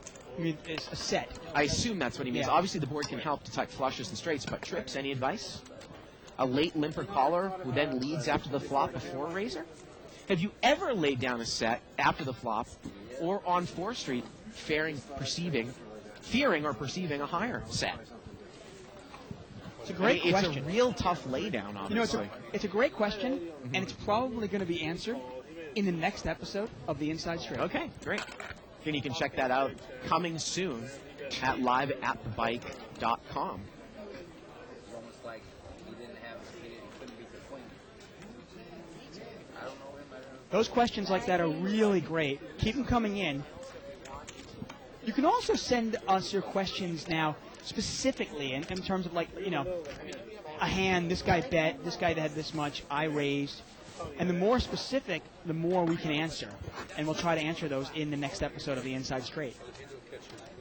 So email us at live@thebike.com. What happened if I didn't catch my There you go. king when he had aces? You think she would have double teamed me? I had ace king. What happened if I caught an ace king when we ran the race? Man, everything happens. It's what he folded your hand. There aren't many hands in live poker you can beat. Service, please.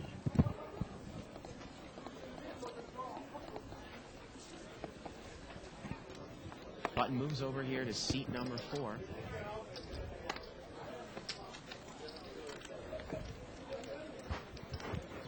Pot is limped around here. Ace 8-8 here on the flop. Glenn has got Ace Jack and seat 3. Looks to be the best hand. Turns 6.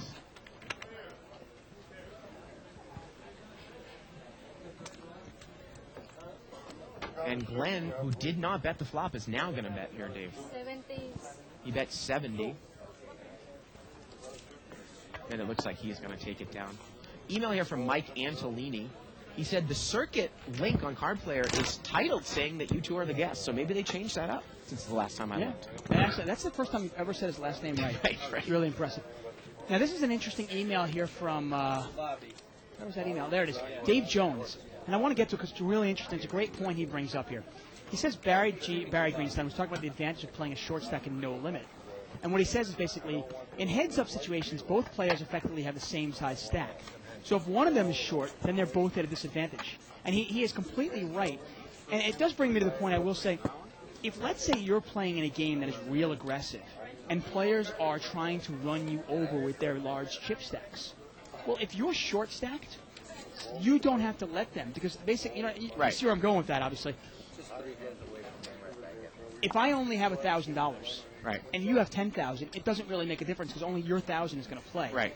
And if I raise and you have pocket fours, well, then you effectively can't call me either. Right. And you can't call me with suited connectors Right. either. Right. So some people can make an argument for that, and I appreciate the email from Dave Jones because he's 100% right. But as far as I'm concerned, if I'm in a game where I'm feeling outmatched, hey, I'll pick a different game. Email here from Dave S. He said, I keep hearing you guys talk about having enough chips to play when playing no limit. What would be your strategy when playing 100 max buying with 2-3 blinds? Do you have enough implied odds to call raises with suited connectors and connecting cards? Well, the simple answer to that in the beginning is no. It plays more like a limit game. It's almost like a 3-6 limit game at first, Dave. Yeah. You know, you can't make those calls with small pocket pairs. Because the raise is usually 15, right? Pre-flop or so? Yeah, not calling raises. Yeah. You got to realize that if you only have $100, somebody makes it $12 or $15 to go. Right. I mean, if 5 or 6 people have called, yes, you do. If one person, you can't call heads up, though, that's for sure. We got a raise here by Chuck with 7-10 off suit. Frank is in there, and so is Mike. Well, there's a 10 here. Now, Mike's got bottom pair, and Frank's got a gut shot here to the king. He also has overcards. Obviously, I don't know if he knows his jack is good, though. Chuck's going to bet 130. That'll probably be enough. Chuck does definitely love to raise a little bit in position and then bet the flop. Definitely has that style. Yeah. And he is going to take it down. And again, though, I mean, I have nothing wrong with that style. I don't think that's the way that you're supposed to play if you're short stacked, though, right? Well, I mean, in a game that's playing, this game is playing really small. Right. For a 10-20 game, this game is probably playing like our normal 5-10 game. So it might work for him. Okay. He has about $1,200 or $1,300, which probably is enough in this game right now. Yeah, man, you're a troublemaker. Now, I will say in those small games, let's say a $100 buy-in game, if I have, 5-4 suited, a guy raises an early position and 4 people call, yeah, sure, then you can call. Right. Button moves over here to seat 7. Because obviously then you've got to think of the implied odds. It's not just implied odds of one player. Hey, you might win a $300 pot. Live straddle here by Chuck on the short stack. Seat number 1.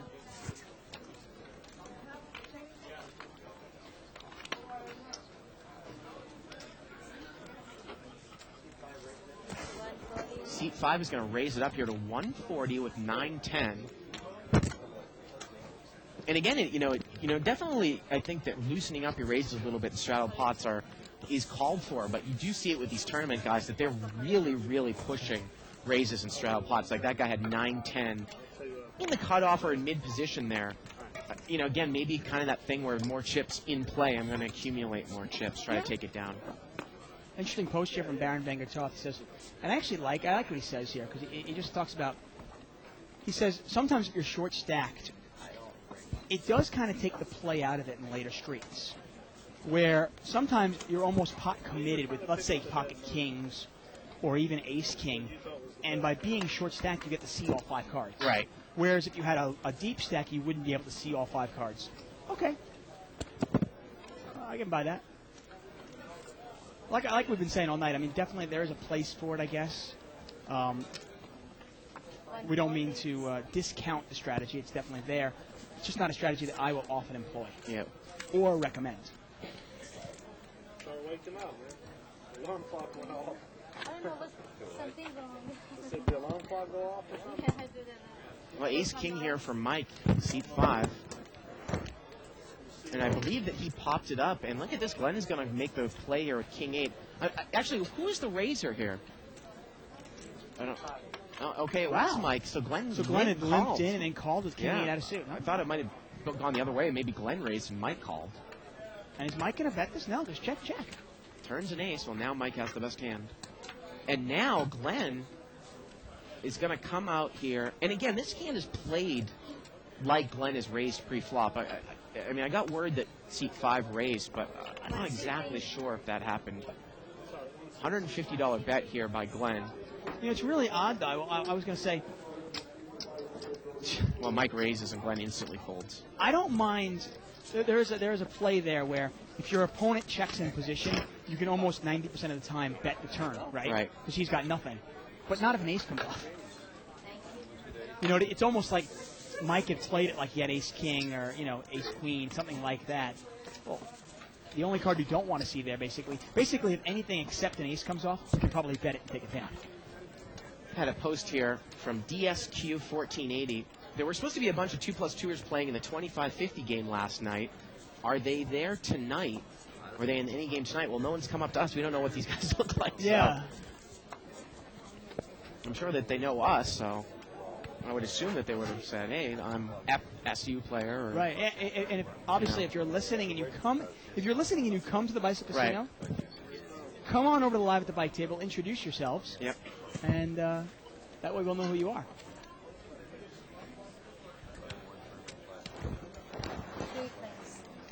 Three-way action here. King 8-4 here with a couple diamonds. I don't know. Black sheet or card? Seat number 1 here is going to come out and bet. That's Chuck with ace deuce off suit. And he's going to take it down there, Dave. A little bluff. I got to tell you, 2+2 thread, if you guys are going to continue sending these nasty pictures, we're not going to follow that thread. That's disgusting. I'm sorry. I'm going to lose my dinner there. And then someone else emailed us and said, hey, where did you see that the Vikings traded Culpepper? Well, I didn't see it, and some guy emailed us in. I hadn't heard that, so maybe, I don't even know. We're going to get a new setup check here. this out. Wait, also as the only Syracuse fan in Notre Dame. I have to say, go in North Qs. Dakota, I'm sorry. Yeah. Say go Qs. Did you see Qs today? I didn't. They beat UConn. Yeah. Number 1 ranked UConn. Wow. Ensuring themselves a place At least in the tournament. Place, yeah. In the Well, tournament. they were really on the bubble going to the thing. Right. They needed to beat Cincinnati to have a And they chance. squeaked by Cincinnati, right? Squeaked by Cincinnati, Yeah. then beat UConn today in overtime, and now they are virtual lock to be in the NCAA tournament. Well, that's like what they talk about as power wins towards the end of the season. Huge. Selection committee. They just beat the number 1 team in the nation. All they have to do is run the table in the Big East, and they get an automatic bid if they win the tournament, right? Right, but now they're already in now. Yeah. And by beating UConn, they might even get as high as, say, a 9 seed now.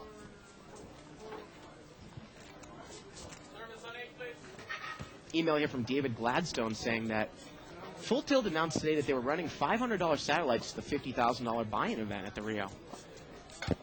And they have sub-satellites at 24+2.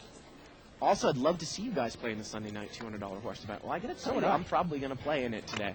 And, of course, you can check out my tournament, the Knockout Bart Tournament, at the LAPokerScene.com Sunday afternoon at 3:30 Pacific Time, 10+1, with a $100 bounty on my head. Well, you have plenty of time to play both. I mean, Yeah. that one starts at 3:30. You'll probably be knocked out by 3:45, and then you can jump in the horse event. Right.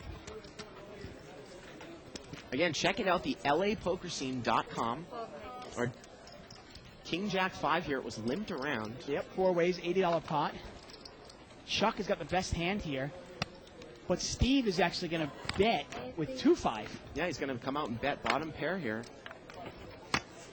And obviously, Chuck is not going to get involved when Steve comes out and bets. Yeah, and you'll see Steve, he'll just pick up a pot here, pick up a pot there, just to make sure he's not losing the blinds, keep him afloat. And then he'll win 1 or 2 big pots a night. Head over to the Make us nut. head over to the LA poker scene. I think the next Registration ends in 2 days, 19 minutes, 19 hours, and 5 minutes. I think the And I am next- registered. Live Bike Bart. $100 bounty on my head. Been doing like this for the past 3 days. Check it out. There it is. Yeah. Play at the LAPokerscene.com. Again, if you use the deposit code 5X500K, you get 5 free entries into Stage 1 tournaments. Win one of those, you get an entry into the $500,000 free roll tournament. $500,000 free roll, out. folks. Yeah. $200,000 for first place. Who needs $200,000? Yep. What would I do with that money anyway? Again, you can email us at live@thebike.com. Questions, comments, suggestions, follow the thread. 2plus2.com, go to forums, tournament poker, world poker tour, etc. Live at the bike thread. Get a raise here from Kirk. On the button. He's open raising here with Queen. King, Queen, offsuit. There you go. That's definitely a hand he does not play out of position, but he's going to open raise with it in position on the button, and he's going to take it down. And he's not the type of player that will steal the button. He'll just throw away the hand, but there he... Well, again, and my question because I haven't seen this, because we see Kirk play so few hands, if he got a couple of callers in the small blind and the big blind, or even if he had it heads up, and the flop came deuce 3-7, if it got checked to him, would he bet? I don't know. You know what I mean? I have to imagine no. We saw earlier he raised with 7-8 of hearts, right? And I have to check out Ray, though, man.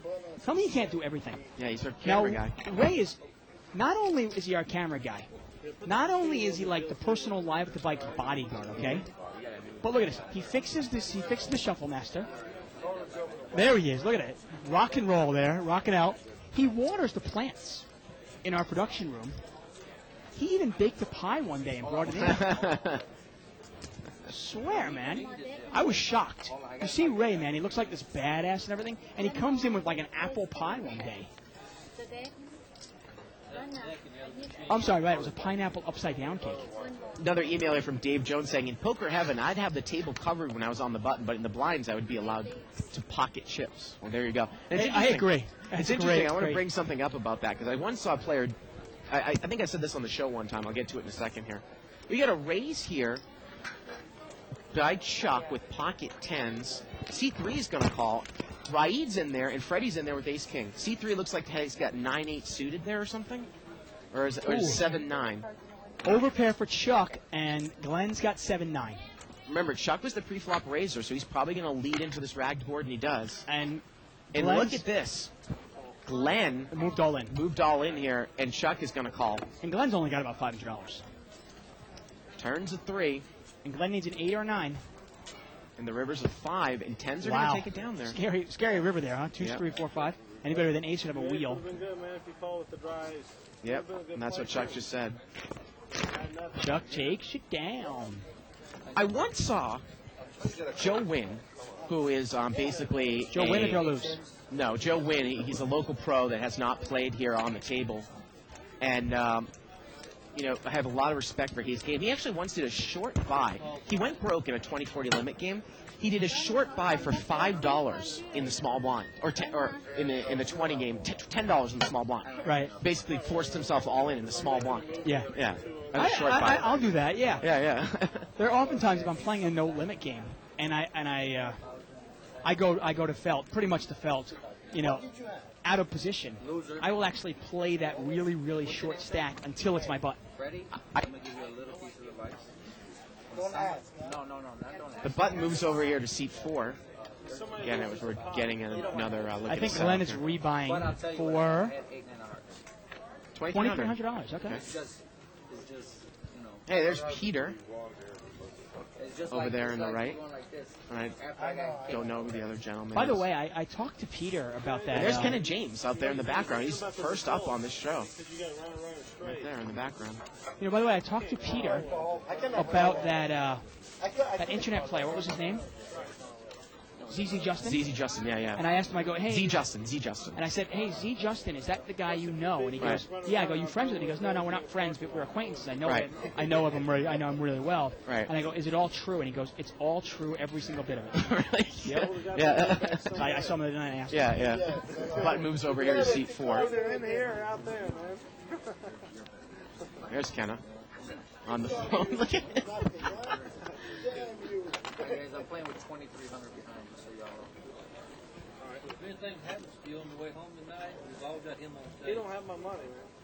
Interesting email post from 22 Skidoo over on 2+2 talking about that. They're saying that Barry Greenstein and Miller with a short stack again.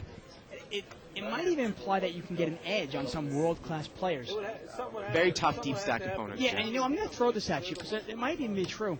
If you're short stacked and you raise, and a good world-class player calls you, you know they probably don't have a small pocket pair or suited connectors because they know there's no implied odds there. Right. Look at this. C5, Dave, is going to raise it up out of the blind with ace-5 suited. Again, with these ace-rag cards. And Freddie calls with king-7 of spades. And we're going to look at about I want to say a $320 pot going 4 ways here. Queen-Jack-10. Well, Freddie's open-ended. Yeah, but Chuck's got the straight. Chuck's got the bottom end of the straight, and he's going to bet. Now, in a He raise, puts $100 here, Dave, into this pot. 2 clubs out there. Into a $400 pot. And look at this, though. He's going to induce Mike to check raise, and Freddie calls open-ended. You know what, though? And look at this, and that gets Chuck to fold the bottom end of the straight. He thinks Mike's got ace-king. Well, you know what? In a raised pot, if you have ace-king, And the turn's a 3 here, and this is unbelievable because if it misses, Mike's going to win this with ace-5. But look at that, a 9 comes, and Freddie takes it down with the king-eye straight. Just a second. What's up? Wow. Can I ask what was said? Just ask him how much he had. yeah, and Chuck just wanted to make sure they weren't being a little partnership there. And we can affirm that these two guys do not know each other. Yeah. Freddie shows the king. And look at Chuck. He can't believe it. Chuck thought he was clever. He put his small bet in. And when seat 5 check raised him, he thought that he had ace-king. And he folded it. Yeah, I don't blame Chuck. I mean, I've been in that exact situation. Yeah. In a raised pot, if you have 8-9, it's one of the reasons I say out of all the suited connectors, 8-9 is my least favorite one. Because if you flop the bottom of the straight in a raised pot, you very well can be up against ace-king. Right. Yeah, you can't. Actually, the more I But think again, about I mean, that small bet there, it kind of induced seat 5 to make a check raise because he thought the check was a little bit weak. yeah, you almost want to put a little bit Right. more of a bet to find out for real. I will say one thing, and this is interesting about the short stack, because the more I'm thinking about it, the more I might be going to the other side. Because it is interesting, if I am short stacked, if you're deep stacked and your opponent is deep stacked, sometimes it can be very difficult to put that person on a hand. Because, hey, there's a whole bunch of hands this person could play against me if we're both deep stacked. But if I'm short stacked, you know, I might be able to put you on a hand a lot easier. And I guess that is the one advantage of being short stacked. Seat 4 is going to raise it up here. I still don't necessarily think that for at least my style, and probably your style, because I think we're pretty close in styles, that it's the optimal strategy in the games that we play here. Yeah, like I said, rarely will I buy in short to a game. Raid is raised here with king, queen, and Mike calls with king 3 of clubs, and he flops a flush draw. The thing is, no kidding. Now, let's see if Raid's going to continue. He checks when an ace appears. Yep. And Mike is trying to see if Raid's sandbagging something. He doesn't understand why he would check, and he checks right behind him. He takes a card. The turn's a 9. Now, Raid's got a gut shot here. Yeah, he needs a And Raid checks again, a and Mike non-club checks again. jack. And the river's a king, and both players make a pair, and they still might go check, check. But Reed's got the best hand here. Yeah. His queen will play, folks. That was the strange hand as well. Yeah. Very passively played by both players. Yeah, like I said before, though, I will still advocate buying in for a good amount into these At games. least 100 to 150 times the big blind. I mean, to me, in the 5-10 game, I like to buy in for at least 1,000, usually Right. closer to 12 to 1,400.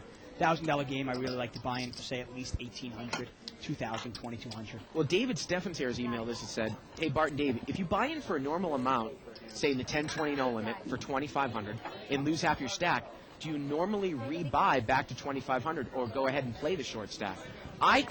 For me, I normally do not say like playing the short stack, and I will rebuy if I'm going to continue on in that game. For me, I mean, like most poker questions, it depends. Right. Depends on what's going on at the game. Sometimes I'll rebuy, sometimes I won't. Sometimes I'll play the short stack for a couple of rounds. Freddie's got See what's pocket happening. queens here in a straddle pot. He's on the button, and he's going to raise. I mean, you made a play. There's something wrong with I got you off the best hand. He makes it 120 to go. Well, him calling. I know him. And him calling the way he called. you guys. I know what you're saying. And Bert is going to call here with ace-9 against Freddie, Dave. It's just out of position. Not that position being out of position against Freddie means that much, but at the same time. You're raising people out of the hand, and then you're going to say, okay, we'll check it all the way. That's not happening. That's not happening. No, That's the man, last it time doesn't that matter. happened. Y'all need to leave the game if you're going to do that. That's just wrong. You Well, isolated me It means out. you have a substandard hand. I want my money back. And 8-6-5. Give me my hand Check, back. check. And Freddie checks the flop, and the turn comes with the ace of hearts. Bert has spiked an ace, and Freddie's got the second nut flush draw. And Freddie folds, Dave.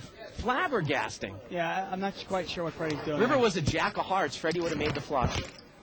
I mean, what are you thinking there? I don't know. 8-6-5. Your opponent checks to you, heads up. Are we live for 20 more minutes then? Is that it? Button moves over here to Bert. What's that? Are we live for 20 more minutes? This is going to go till like 4 and 5 right now. The game.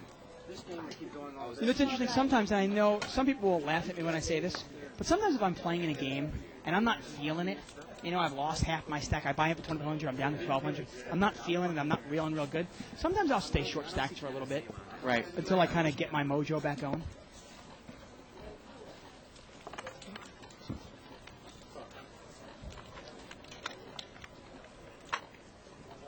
Pocket aces for Chuck in the big blind. Yep.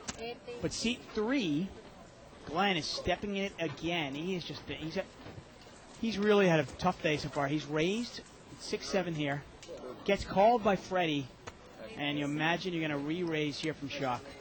And he Both does. players fold. Both players fold. Now, might you ever just smooth call that with aces? Now, heads up, obviously you might, but would you do it with 3 players in there? Play it tricky? Try to trap somebody?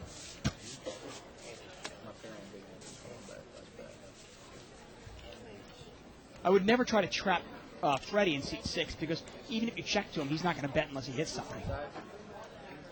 It's almost impossible to trap somebody who's not aggressive. But with Glenn in there, you can check the Glenn, and maybe Glenn, you can trap Glenn. Yep. I hit 7, you're going to know. I thought maybe he had a decent big hand. He's still playing queens. I'm not going to do I know you're going to fold. Yeah. They're giving you a free flop. Button moves over here to seat 9.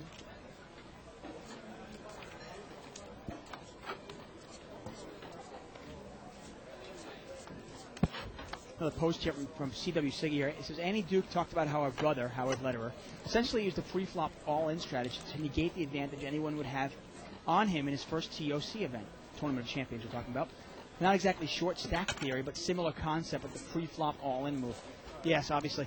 Now, to me, though, if you think you're a good enough player, don't you want to play post-flop? But definitely a way to play it. Limped around here 3 ways. Queen 7-10 here, rainbow. Everybody's missed this one, huh? Yep. Chuck still has the best hands. Turns a 4. 40. And now Frank's going to bet 40 as he gets checked to him, and he looks like he's got the best hand here. Well, excuse me. Yeah, Frank does. Yeah, Frank goes does. down. Yep. I tell you, how patient is Steve Flicker? Yeah, it's unbelievable. Seat 9, he is Yeah. so patient. And invariably, watching really, really good poker players, I mean, talking really patient, really disciplined poker players, if we only had Steve Flickers on the show, it might get real boring real quick. Right. Well, that's interesting. Chicken noodle soup, man. I love it. Oh, got a little piece on his shirt. Button moves over here to seat 1. That's Chuck. He's on the button. Pocket kings here for Kirk. So we're probably going to see him play a hand. Remember how he played it last time when Chuck raised from the button? He smooth called in the small blind. Yeah. But Chuck doesn't really have a working hand here. He's got 9-3 offsuit, so he's probably not going to enter. And all these players are limping in. So I'd imagine Kirk is going to make a raise here. Yeah, and he is going to raise. Yeah. He doesn't want that many players in there. And that's part of the reason you raise pre-flop and no limit. You want to manipulate the table the way you want to. He's going to make it 120 here to go. Maybe get one caller. Total Man, you're 120. going to retire? Or Well, Frank is in there with pocket threes. Okay. Looks like he might have about 1,000 left. I don't mind the call. Wow, Steve's going to call with the suited ace over there. Well, in I think position. both players are calling because the way Kirk has played, I Right. think they accurately are putting Kirk on a big hand. We're Right. talking kings, queens, something like that. Yep. And if either player hits, they think maybe they can really win a big pot. Well, here we go to the flop three ways. 7, 4, 5. Well, Wow, and this is interesting. Steve has got a gut shot, so does Frank. right. They both need the same 6. $400 bet here out by Kirk. Obviously, both players stated as 6 came. Steve would have the better hand. Yep. Steve's got backdoor diamonds and an overcard to Kirk's. And look at this. Frank's going to move all in with 3s. I mean, if you've been paying attention to the way that Kirk played, there's no way Kirk comes out and probably doesn't raise with ace-king and definitely doesn't lead the flop out there, right? Yeah. He's going to move in for 1,000, and I can't imagine that Kirk is probably going to get away with the stacks and the amount of money in the pot here. Well, this is where I'm interested in this. Very easy to put your opponent on, say, pocket 6s or a set here. And, you know... Well, Dave, it's $690 to call, and the pot is about $1,400, I Okay, believe. well, in that case, Yeah. I think it's just too easy for you. If you put your opponent on 6s here... How he's about only 8s, opening- 9s, 10s, or jacks as well? I Yeah, mean, he might definitely. make the same play. And he's gonna call. He's going to make the call here. I mean, if they were both deep, though, Right. once again, if Frank had a lot more money and covered Kirk, Right. I think he probably gets him off the hand. Well, Frank needs a 6 here or 3. He's got about 6 outs with 2 cards to come. Turns a 7. River is a 4. How about his 3s don't even play now? Yep. Kirk can show him 1 king. Yep. Kings are good. You know, the funny thing is, Frank could not even beat ace-king there. Nope. Couldn't beat anything. Terrible turn and terrible river for him.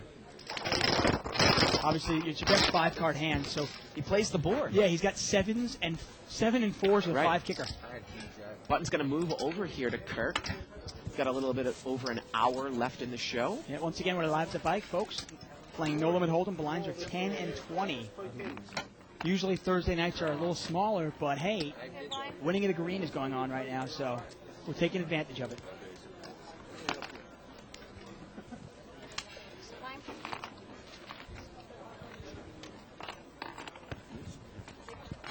There's Bim the dealer.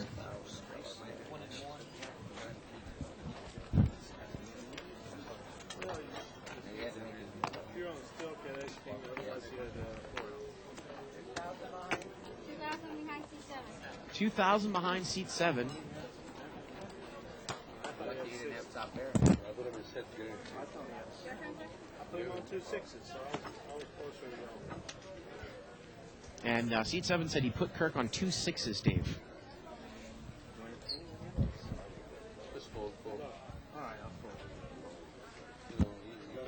Interesting hand to put Kirk on there in that Well, I spot. said, I mean, that's a definitely you definitely put him on 2 6s there. Oh, come on. You think Kirk's going to raise out of the small blind with 2 6s from what we've Oh, seen? you're telling that guy put Kirk on 2 6s. Yeah, yeah. Wow. Exactly. I thought the other way around. Okay. Ace, King, 9. And why would you call there with 3s then? Yeah. Yeah, I'm not sure. Then there's no implied odds. 'cause Right. You got to hit your set, and it's got to come out like what, like 3, 4, 5 for you to make any money? Right, he'd make a bet here with ace deuce, and I believe that Bert made the call. Turns a queen. This one might go check, check all the way down here, Dave. Yeah, Yep. neither player is real happy with their kicker. Check, check here. But Chuck is in the hand with king deuce. And now he's going to bet 130. Neither player's kicker plays. This is both players have aces with a king, queen, 9. And look at neither one calls. Yep. That's a pretty bad board for ace rag there, right? Chuck gets 2 aces out of there. Bert would have made 2 pair aces and 8s if he saw the river card. I know. That's why I picked up the pot. Poker. Again, you can email us at live at the bike. Questions, comments, suggestions.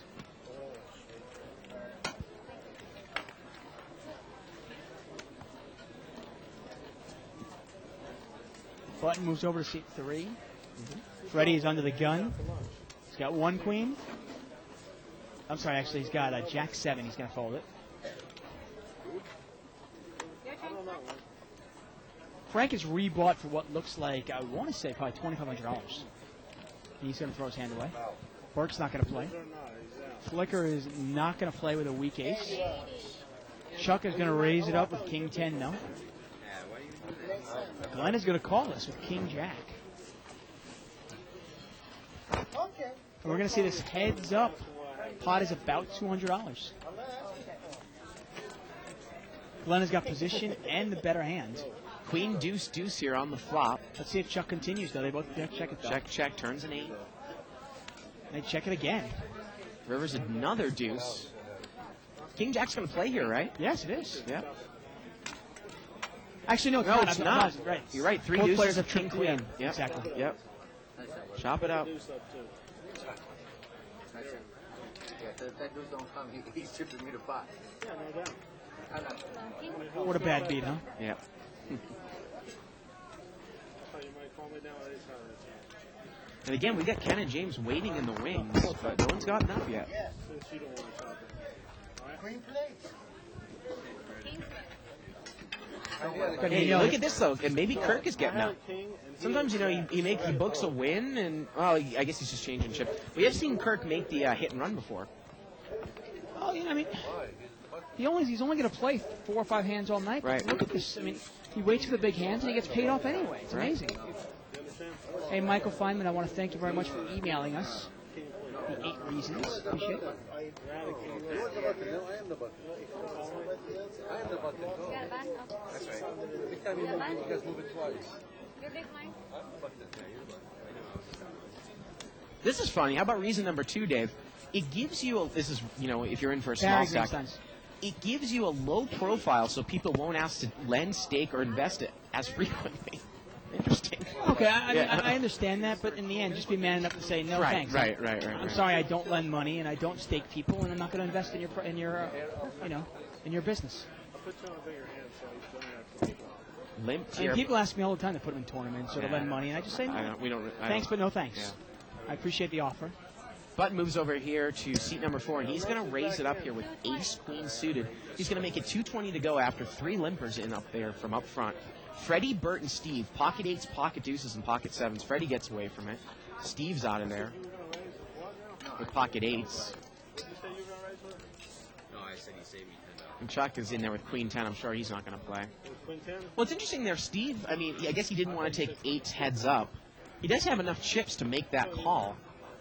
But we talk about sometimes that, Raid might not have an overpair right now. Steve hits his 8. He still might not get paid off. Raid doesn't hit any part of Right. out of any part of the flop there.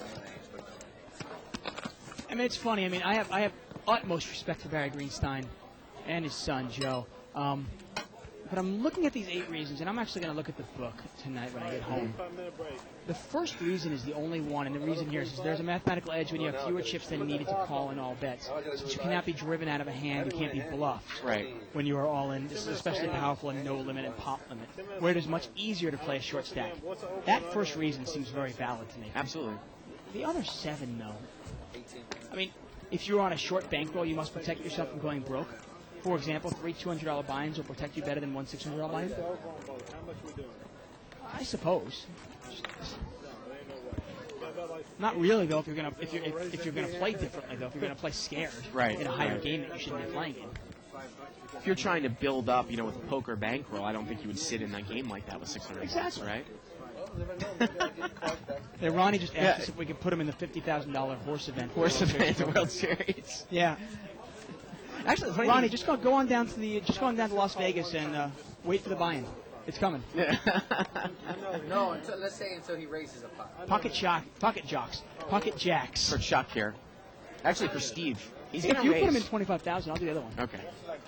Steve's going to raise it up here with pocket jacks. He made it 80. Chuck called here. And actually, Steve's got ace king. Chuck is the one with jacks. man. If he comes Well, in, the action's on Kirk, though. Is he going to smooth call with ace jack? He's got ace jack off suit. Steve has got, I believe, ace of hearts, king of hearts. thank you, Lord. Nope. Now, Well, I mean, you don't want to be calling raises I with ace love it. jack. Yeah. Now, it's one thing if Chuck had raised, because Chuck's been raising a lot, Right. but Steve raised. Yeah, of course. No way I'm calling Steve raise with ace jack. Well, Raid's going to call with king jack suited. And Chuck is in great shape here. We see how many aces and kings are dead. Seat 7's going to come in the small blind with 8-6 offsuit. We've got 4-way action here. There's only 1 king left and 2 Freddie aces is not left, by in the the way. hand. 4-way action, $320 pot. Here we go. There we see the hands. No surprise that flop comes out. I mean, we see all the Broadway that was out there. Now, if Steve actually led hard, well, he's not going to. I was going to see how Chuck would have thought that he was going to play the hand. Well, now he's going to come out and bet 200 after Steve checked. I mean, the question for you... Let me ask you this question, Dave. And look at this. 6-8's going to call open-ended. If Steve came and made a pot-sized bet, we just get rid of jacks easily there on that flop. I mean, you and I were paying attention. Yeah. I'm not sure. Is Chuck paying attention to the way Steve is playing? Maybe he is. Who knows?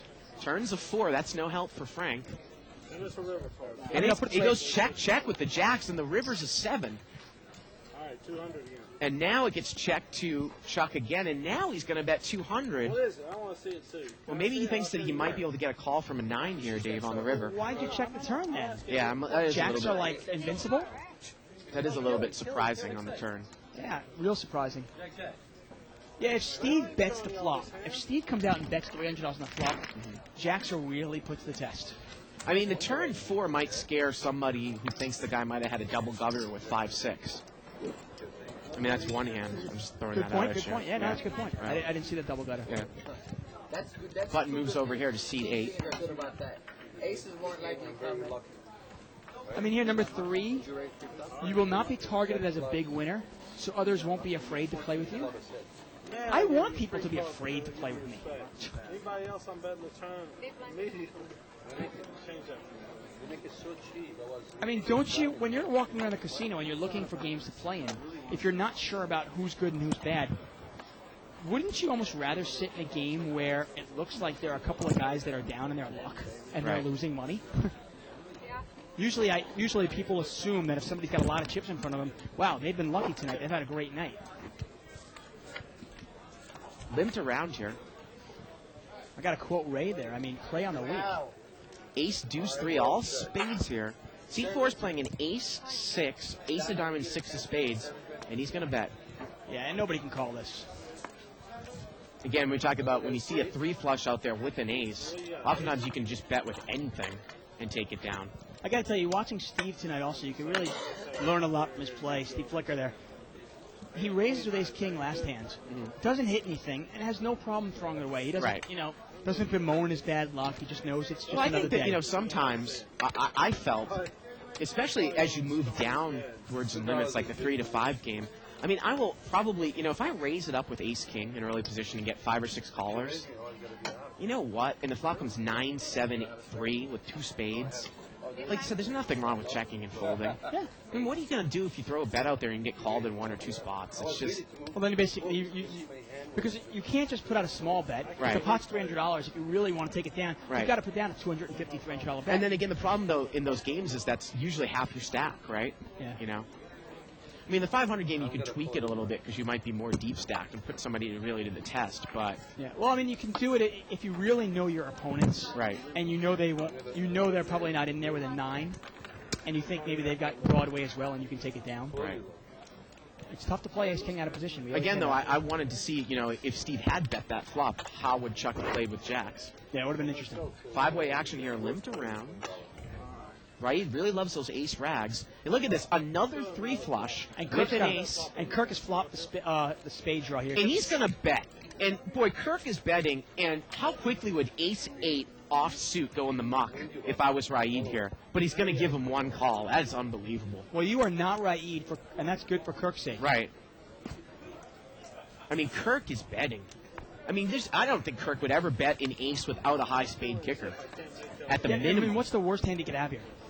Ace queen with the queen of spades, maybe. Okay. Here we go to the turn. Turns a jack. I gotta tell you, if an 8 comes off here, you wonder how much money Raid is gonna lose. And Kirk is going to bet 200 here. Yeah, he's gonna try to suck this guy dry. Yeah, as you can see, Raid is now drawing dead. He has no chances to fill up here as he's whiffed on the turn. You know how you bluff or no? You haven't learned yet. And Raid asked him if he was bluffing. Raid's been at this table, right, for the last 2 hours, hasn't he? Well, again, and you talk about the question, if Raid had hit an ace or an 8, well, now we can see the river card would have been an 8. Well, let's say that 8 came on the turn. Was he going anywhere if he called the flop? Oh, I don't think so. Right? I definitely don't think so. Yeah. Well, it's tough to put Kirk on a flush there. Like you said, the worst hand you might put him on like ace queen with the queen of spades. Right. At a minimum, I'm saying. At And a now minimum. if you catch 2 pair, you might even raise it up to see where you're at. Yeah. I would have been out on the flop. I'm just telling Yeah. you. Especially with ace Well, you 8. wouldn't have been in on the pre-flop, right? Yeah, ace 8 offsuit is not really Yeah. a hand I want to play in early position. Right. You know, I like to play hands in no limit hold'em that are going to win big pots and lose small ones, not vice versa. You know, hands like 4-5, pocket pairs. King Jack suited 6, over here 7. for seat 7. He's going to limp in. Bert's going to limp in with an ace deuce of clubs. Chuck is going to limp in here. But I won't take the risk with this. Although it's funny, I always criticize up and down hands, and I happened to actually in the big blind last night with Jack and Deuce offsuit. I flopped trip deuces and won a huge pot. Another 3 flush And with it's 3 spades spades. again. 3 in a row. Are you kidding me? What are the odds of flopping 3 spade 3 flushes in a row? Now, with how an does ace? Bert play this now? He's got 2 pair, top and bottom. Top and bottom here. Now, Raid has got another weak ace with a small spade kicker. And he's had an ace all 3 times when this has happened. Rigged. And the interesting thing is, obviously he doesn't know this, but if everybody folds and it goes Bert plus Raid, Yeah. Raid's actually not in that bad shape. Yeah, but can Raid possibly call us out of position? Ace 3 with the 3 of spades. That's one of the reasons you don't really want to play these hands out Yeah. of position. Well, he's going to get rid of it now. Bert's going to take it down there. Take it down, Bert. I mean, you don't like that hand anyways, ace deuce when the flop comes with a 3 flush. I mean, yeah, you got top and bottom, but jeez. Can't take any heat, though. Yeah. Donna, Button is moved. Donna. Yes, you should. Scrabble? Oh. Donna, button. So yeah. Got a scramble here.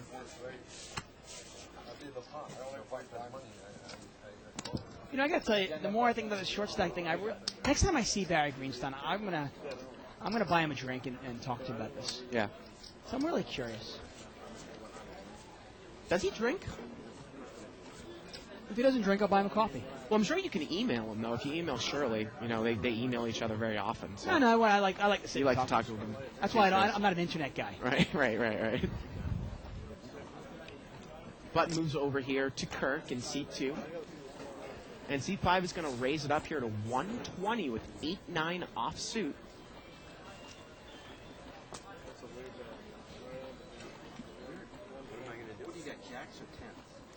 Well, not quite. $30. Trade delivered. And seat 4 had a deuce 7 offsuit in the blind. Well, Mike's played it really tight. He used that image to steal blinds there. Yeah. You know, and obviously you don't really need to do that much in a cash game, but every once in a while it's nice. And if because- people didn't see the beginning of the show, Dave, it's probably one of the few times where he overplayed a big hand when it was obvious that the other guy was bluffing. Yeah. He said a slow play is definitely in order here. And anybody that is just turned on the show, Right. early on the show, he had aces. The other player had kings. The flop came out with an ace on board, ace rag. He led the flop, which was I think is a nice play because it actually induced Glenn in Heavy seat to make 3. a move, right? Yeah. Heavy in seat 3 made a move and raised him. Right. And instead of smooth calling, he re-raised him. And in a case like that, when you have top set there, your opponent is almost 95% of the time bluffing. Because obviously he's trying to represent the ace there, and he doesn't have that. And some people can say, well, what if he has bottom set? Well, the money's going in anyway. Look at this, flickers in the hand. He's raised it with kings. And the big blind is going to call with queen jack offsuit out of position. Here we go to the flop. Ace, queen, 4. Let's see how Steve's going to play this one. Oh, check. Turn to 6. I don't mind the check there. Now he's going to bet. It's kind of a way to keep the pot small. We always talking about pot control there. The ace is already there. And Mike is going to make the call here with queen jack. And this one still might go check on the river. Almost bet you it's Steve going check. probably bet that turn to get a free showdown here on the river. Exactly. Yep, and that's exactly what happens here. Well, it's funny, though. I have seen you hammer some other players, though, when you don't bet that flop heads up with kings. When the flop comes ace, queen, 4. I only hammer them if on the turn the guy leads into you and then you automatically throw it away. Well, yeah, that is pretty weak. That's right? the only problem. I don't Yeah. mind. Steve's checking that Yeah. with possibly calling this guy down. You know what I mean? He's not just meekly checking it. I think he's checking that to either A, possibly induce a bluff, B, possibly to keep the pot small. I mean, what are kings really with an ace on the board? I just think it's very weak. We've seen so many times where, you've got pocket kings, the flop comes out with an ace, the guy checks to you, you check behind him, then the guy leads into you, and you throw away your kings, because the guy must have an ace. Button moves over here to Raid in seat 4. And seat 1's going to raise here, Chuck. He's going to make it 100 with 7-4 offsuit. You guys are playing because of me,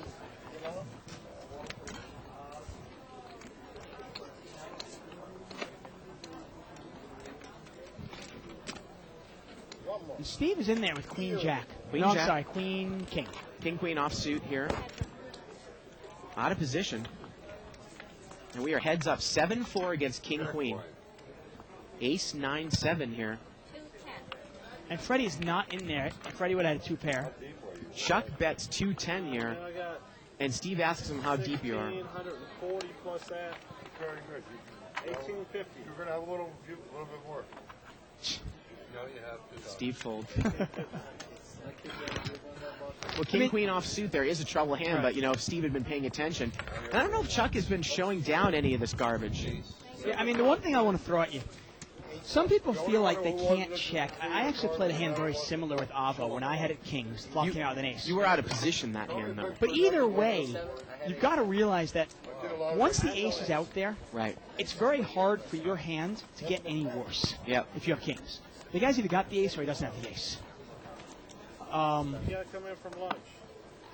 Betting on the flop isn't going to change any of that. Yeah, it's kind of an odd hand. I mean, it's that one premium scare card that you're hoping not to see. Right, but it's one of those things. If he bets the flop and he gets called, Right. he doesn't get any more information than by checking it. Really? Limped around here. I still keep thinking about that bet on the flop with aces. And I'll get to this in a second. You mean the here. move all in? No, I'm actually talking about the lead on the flop. 1, 2, 3, 4, 5-way action, limped around. All diamonds. All diamonds. Now Reed's got ace-5 with the ace of diamonds. We've here. seen 3 flushes all day long, folks. Yeah, and Raid is not in the hand. He's not. Oh, wait a minute, he is in the hand. There's his cards.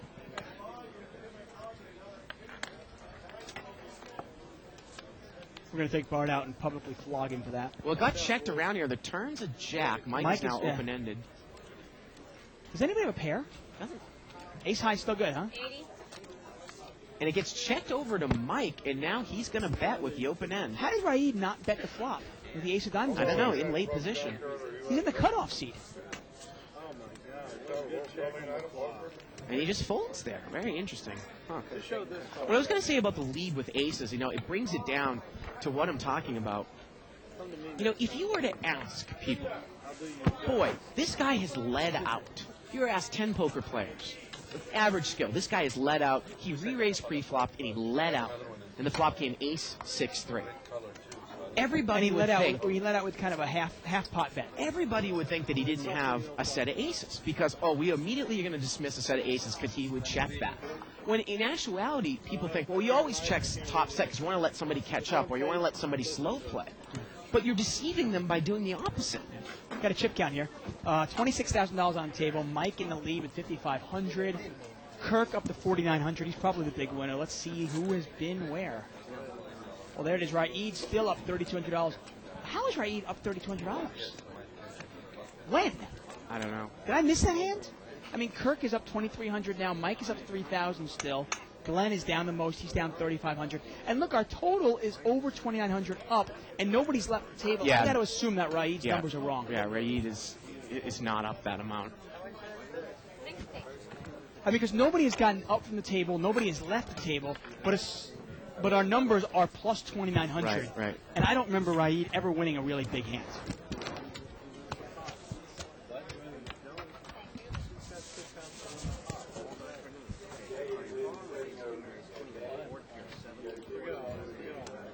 It is a good point. I mean, it's a good point you make, Bart, when you talk about if the pot is, say, $1,200 or $1,400, and the guy bets $500 into it, and he's raised big pre-flop out of the blinds, oftentimes people that are raising big pre-flop in the blinds generally have a big pocket pair, say jacks, queens, kings, or aces.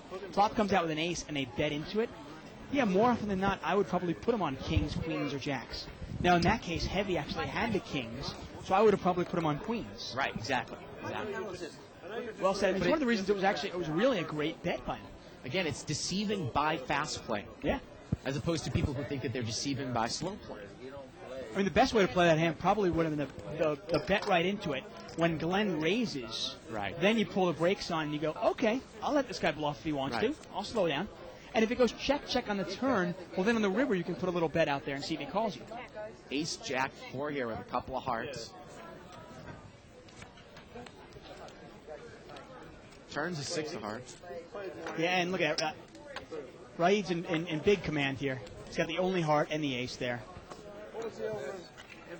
Yeah, unfortunately, with these chip counts, once in a while, I think we had our starting numbers off wrong sometimes.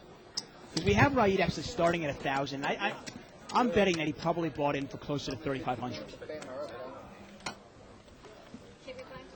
Well, the other thing, too, He also might have won a big hand right before the show started. the other thing, too, about that hand Yeah. with the aces is that because the turn would have been a king, you might check it to the turn, and the guy behind you, heavy, might think the guy's got queens, and there's no way he's going to call, so he actually still might have checked behind the turn when he picked up trip kings. Yes. You know? And then a bet on the river and probably a raise, right? You never know, although, you Who know, knows? really think advanced, would you raise there? Limped around here. I mean, it's just the pot was raised and then re-raised pre-flop. The board was like ace 7-5, right? Right. You're not going to put your opponent on 6-8 or Right. 6-4 there. So you go, okay, this guy's either got a set or he's got absolutely nothing. And since I have top set, he's probably got nothing.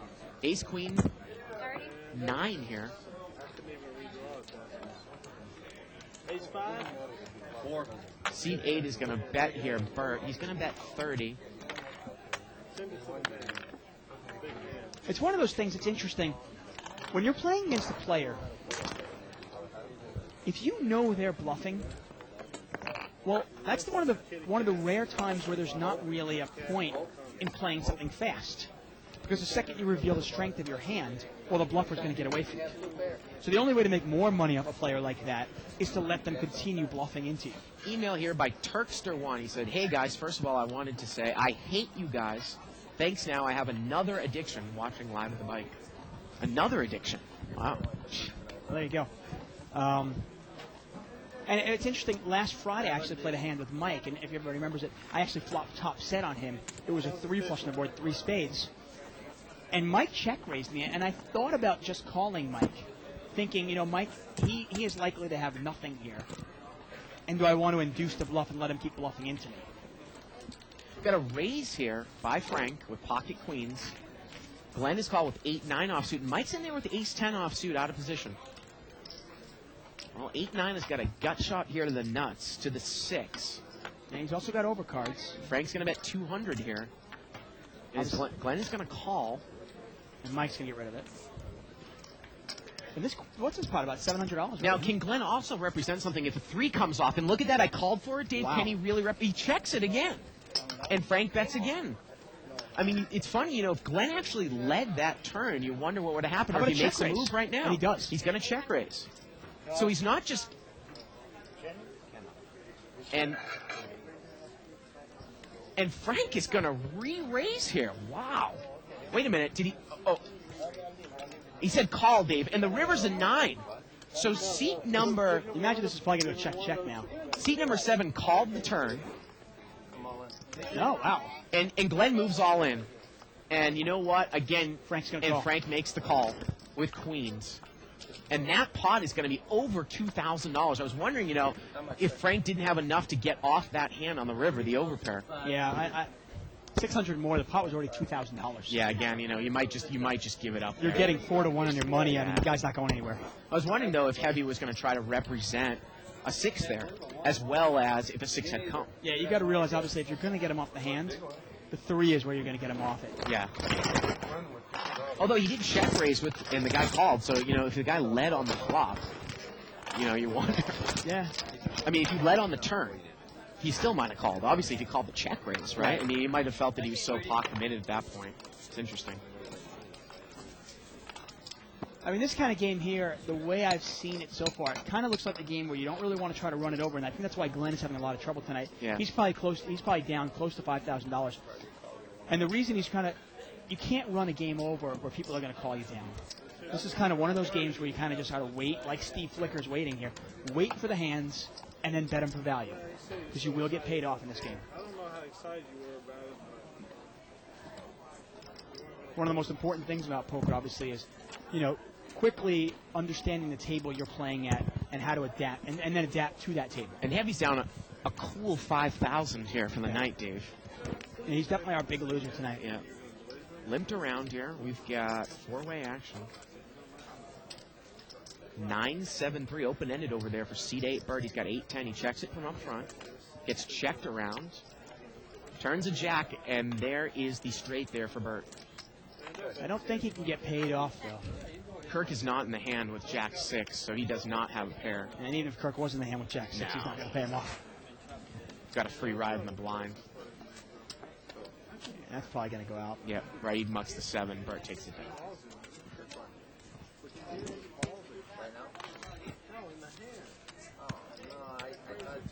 I mean, Glenn is I do like Glenn's game. Glenn's a pretty good player. I think tonight he's failed to adapt to this game. He's repeatedly tried to run over players. He's also got a little bit of bad luck. I mean, he had kings when somebody had aces. Oh, yeah. That ace-queen versus the kings and the queen spikes in the turn. Those kind of things are going to happen, obviously.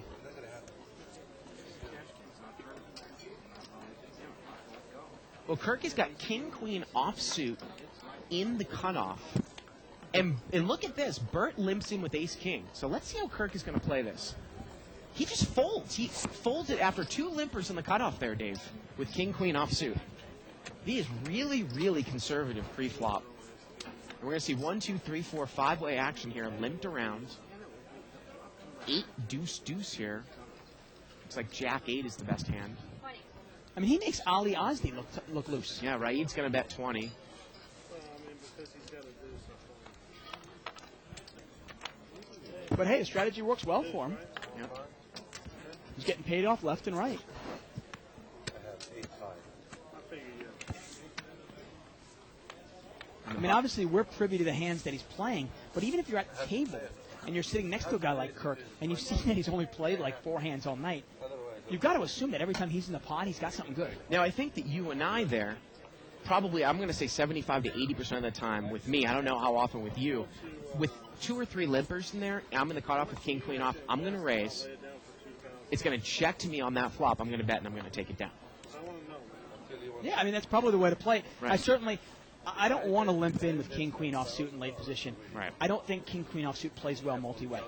I want to limit the field. I want to kind of get those blinds out. I can. If Bert calls me, I can now put Bert on a range of hands. I go, because I know what kind of hands Bert might call a raise with. $120 raise here from the button. Although it's funny, if Bert had limped in with that hand and I raised in the cutoff, he might limp re-raise my ass. And you then I never throw it know. away. Right. Well, Raid made the raise on the button to 120, and Glenn calls with 5, 6 of hearts, and he's got middle pair and a straight draw, but Reed's got the overpair. Yep. And Glenn is just going to move all in here on this flop. He moves all in for like 220, it looks like. I don't think Raid can go anywhere. Yeah, it's getting about 3 to 1 on the pot. Plus, it's only $200 to call. Yep, and he does make the call. Glenn's going to need a straight. He needs to catch a 6 or a 5. Turns an ace, and the river's a 4, and 9s are good here. Yep. Take it down, Raid. Yep. And it's just not been Glenn's night. I mean, I think Glenn is actually going to get up, and Kenna might come over to his seat. See, one of the problems actually with limping in with a hand like king-queen offsuit is you get no information about any of the players' hands. Yep. Players might be limping in with 4-5, 4-7. You never know. You have no idea what the big blind has. Right. And then a flop comes out like queen 8-4, Yep. and you think, well, I'm probably had the best hand here. You have no idea, though. Yep. No clue. And again, though, you talk about, we've had a lot of discussion about short stack play. If I'm in there for 500, Dave, and I've got 5-6 suited, and I open limp on the cutoff, and the guy in the button makes it 120, am I going to call that raise for like 40% of my stack or 20 to 30% of my stack with 5-6 suited out of position? Yeah, generally not. Up to 5-6 suited, you're looking to win a big pot. Right. And you just can't do that with a short stack. Yeah. Sometimes people will do that. We'll see people all the time. They're down $4,000. They're down to the last 200, and they just go, screw it. I'm just going to gamble. Hey, as far as I'm concerned, if somebody wants to give $200 away, give it to me. See the flop and he gets I'll take it. I have no problem with it. Damn, I don't think so. He flopped. You have a bucket pin more than 5. Probably won't see a jack on this flop. What do you think? There you go. Limped around. Actually, we had a little raise there, I believe, by Raid with King Jack. Flop comes out Queen 8-4 here. See if Raid continues to bet, and he's going to. And he's probably going to take it down right here. He bets 120 on the flop. Well, he's got the best hand.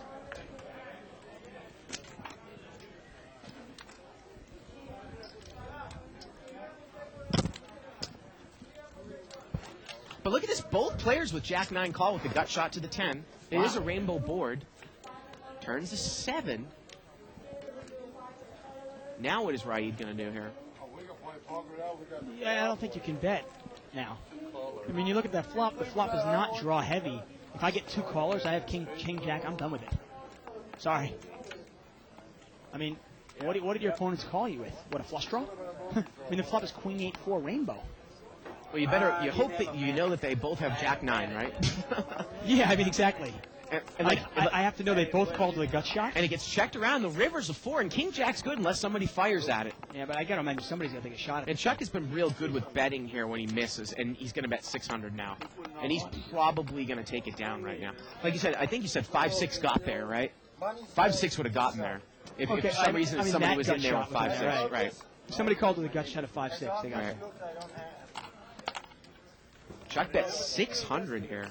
And it's just a case, like you said, that just the board is just not draw heavy. I mean, it almost smells like something is up by Chuck. He's betting so much here. Well, the pot's about 600. Be expecting to snow pretty soon.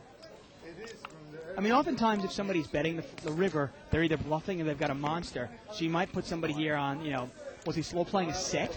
Right. Did he have a 4? Yeah, Maybe he called him with ace-4 and got lucky, and now he's trying to get paid off. I mean, who knows? And here's Kenna James coming in the game, and this game's going to get lively now for about the next 40 minutes left in the show that we have. Look at that. A couple nights ago, he was a golfer. Tonight, now, back to being a half cowboy, half polo shirt look. The river, I can't follow. Yeah, I got to tell is that you. a Western shirt? Definitely a Western Yeah? shirt.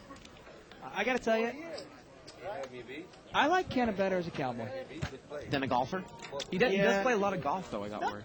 And he can still play golf, but let him be a cowboy playing golf, not a golfer being on a horse, Rio Hondo. I'm okay. We're pinched here. Why are we so pinched? Well, because we had a smaller guy there, and now we have a bigger guy. 3, 4, 5. Is he straight on the box? Yeah, I just go Kenna. Button moves on. Ken is trying to figure out why he's so pinched there, but We should ask Kenna to go golfing with us one time, How much? Plays Rio is he a Hondo. good golfer? I think he is a pretty good golfer. Really? Which means you might want to take me along. You can just go yourself. I was going to say, Ken Yeah. thinks a lot of you. You sure you want to golf with him? Right. It's funny, Dave. I did have some good days over the summer, and some really inconsistent days. Yeah. You had your moments. Right. $10 a piece, that's I don't want any of these guys to see this. Okay. I believe that Glenn is straddling here, and or Chuck is straddling. We can only see one card. Light straddle. Got Ace of Hearts, You did? You tried to go Ace of Hearts, 6 of Hearts in the straddle spot. I don't know how to spell Kenna. KennaJane. Kirk has moved over to seat 3. C-O-M. And Ken is in seat 2. We're going to find out about My friend Dave from Ohio. What am I going to find out? Is you're a beauty or what? Find out I'm a beauty, yeah. Kenna James is in. Limped around here, straddled. So we're going to see this $40 times 3 with plus the blinds, about $130 pot going 3 ways. Here we go to the flop. 6, 7, 9. Kenna's top end open-ended here, and Bert's got ace-8 top pair. Looks like Bert's going to lead from up front. He bets 100 here. Now Chuck has got ace-6. He doesn't get involved, and let's see if Kenna's going to make the call here with a straight draw. You want some hundreds? I mean, that's a $5,000. I know what it is. 250. And Kenna's going to make a little semi-bluff raise here. Raise 250. And Bert doesn't even think twice. Looks like he's going to make the call. Well, they know Kenna can bluff. It's one of the reasons Kenna gives action. He has that kind of gambler image about him, so he gets action. $700 pot to the turn. There's the 5. Kenneth got the straight. And Kenneth still might get paid off here. How about a check here? He did. He checked right behind Bert. And the river's a 4. And now a straight plays on the board. Oh, wow. But Kenneth's got the 9. And do you vastly overbet it here? He's going to bet here. I think he moved Bert all in, Dave. He bet 5,000 on the river. You know what, though? Kenneth would make that move without a 9. Right. He would. I know he would. He bet 5,000 on the river. Little heads up That is on unbelievable. heavy there, Glenn, who got up out of seat 3. He actually left the night down $5,500, folks. Well, we've seen a lot bigger swings than that from some other players. I mean, Oh, yeah, no, definitely. I mean, Mike was down a quick 10 grand in about 15 minutes last Mike night. wasn't lost he? about somewhere between 20 and 25 last night. by the way. Total, really. Allen took about 10 from him at about 1 in the Yeah. morning. And all I saw was, I remember I was sitting in the game right next to them, and I hear Mike get up and go, "Allen, you are effing unbelievable." And No. he slammed the chips on the table No, and walked out. I got to tell you the hand what happened. It was so funny because his mom was sitting right next to him. I'll tell you after the hand what it went down. I got to tell you, he is just one of the funniest guys, Mike. Absolutely hysterical. All right. Looks like we had a straddle pot here again, and we're going to see it 3 ways. Yeah. Here we go. $120, folks. 9 deuce 5. Look at this. Chuck's got 2 pair, and Frank's got the nut flush draw. And this could get interesting. Both players, well, suddenly, Chuck, who was short stacked before, has built his stack up now. He's got some money now. Now Frank bets here about 150, and Chuck raises to 400. Chuck raises to 400, and Frank quickly calls Dave. $1,000 pot here as we go to the turn. Turns a 10, and now Frank's got top pair with the nut flush draw. Oh, this could get ugly. It's a $1,000 pot, and look at the odds here with 1 card to come. This is a scary board, though. If you're deuce 5, 9-10 is it's a holding somebody might have. And Chuck, I believe, I think he checked. I heard a $1,000 bet here by somebody. There's a $1,000 bet. Let's get confirmation on who. I think it is And then the Chuck move all in? no, it's a $1,000 bet by the button here, and let's see what Chuck is going to do. Potty's now about 2,200, 1,000 a call, and Chuck here, what is he going to do? I mean, I think you got to move in here if you're Chuck, don't you? No, he's going to make the call. Wow. And the potty's now 3,200. Chuck needs to dodge an ace, A 10, a 9, a 10, a 10 or spade. And the river's a 10, and Frank makes trips, and Chuck gets totally counterfeited. Chuck checks, the button moves all in. And Chuck is sick. Chuck is like, that card just makes me sick. And that is a la kind of Kenneth James against the Barry Woods from a few months ago. Yeah, now Frank was in a lot better shape, obviously, Yeah. like you pointed out. Any 10, any 9, any ace, any spade. Yeah, and Chuck looks like he's going to take a quick walk away. Yeah. Well, like you said, I think you move in there. I mean, it was funny. The same thing, we made the same analysis with that Barry Woods versus Kenahan when Kenna made a big check raise on the turn, but you were talking about maybe you just move all in before that. And we were talking about Barry Woods when he had an overpair of the board and Kenna had flopped 2 pair on the flop.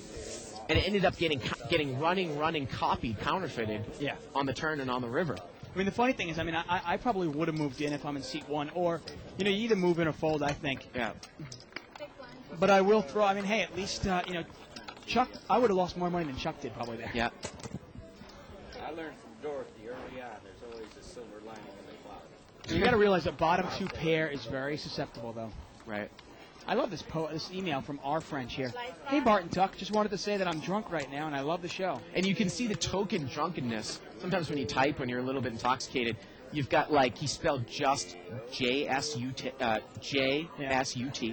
I'm going to I can almost read it the way he would say it. It's like, I just wanted to say that I'm drunk right now, and I love the show. Right. I watch it every day, and you guys have helped my game more than any poker book I ever read or show sheet. Thanks.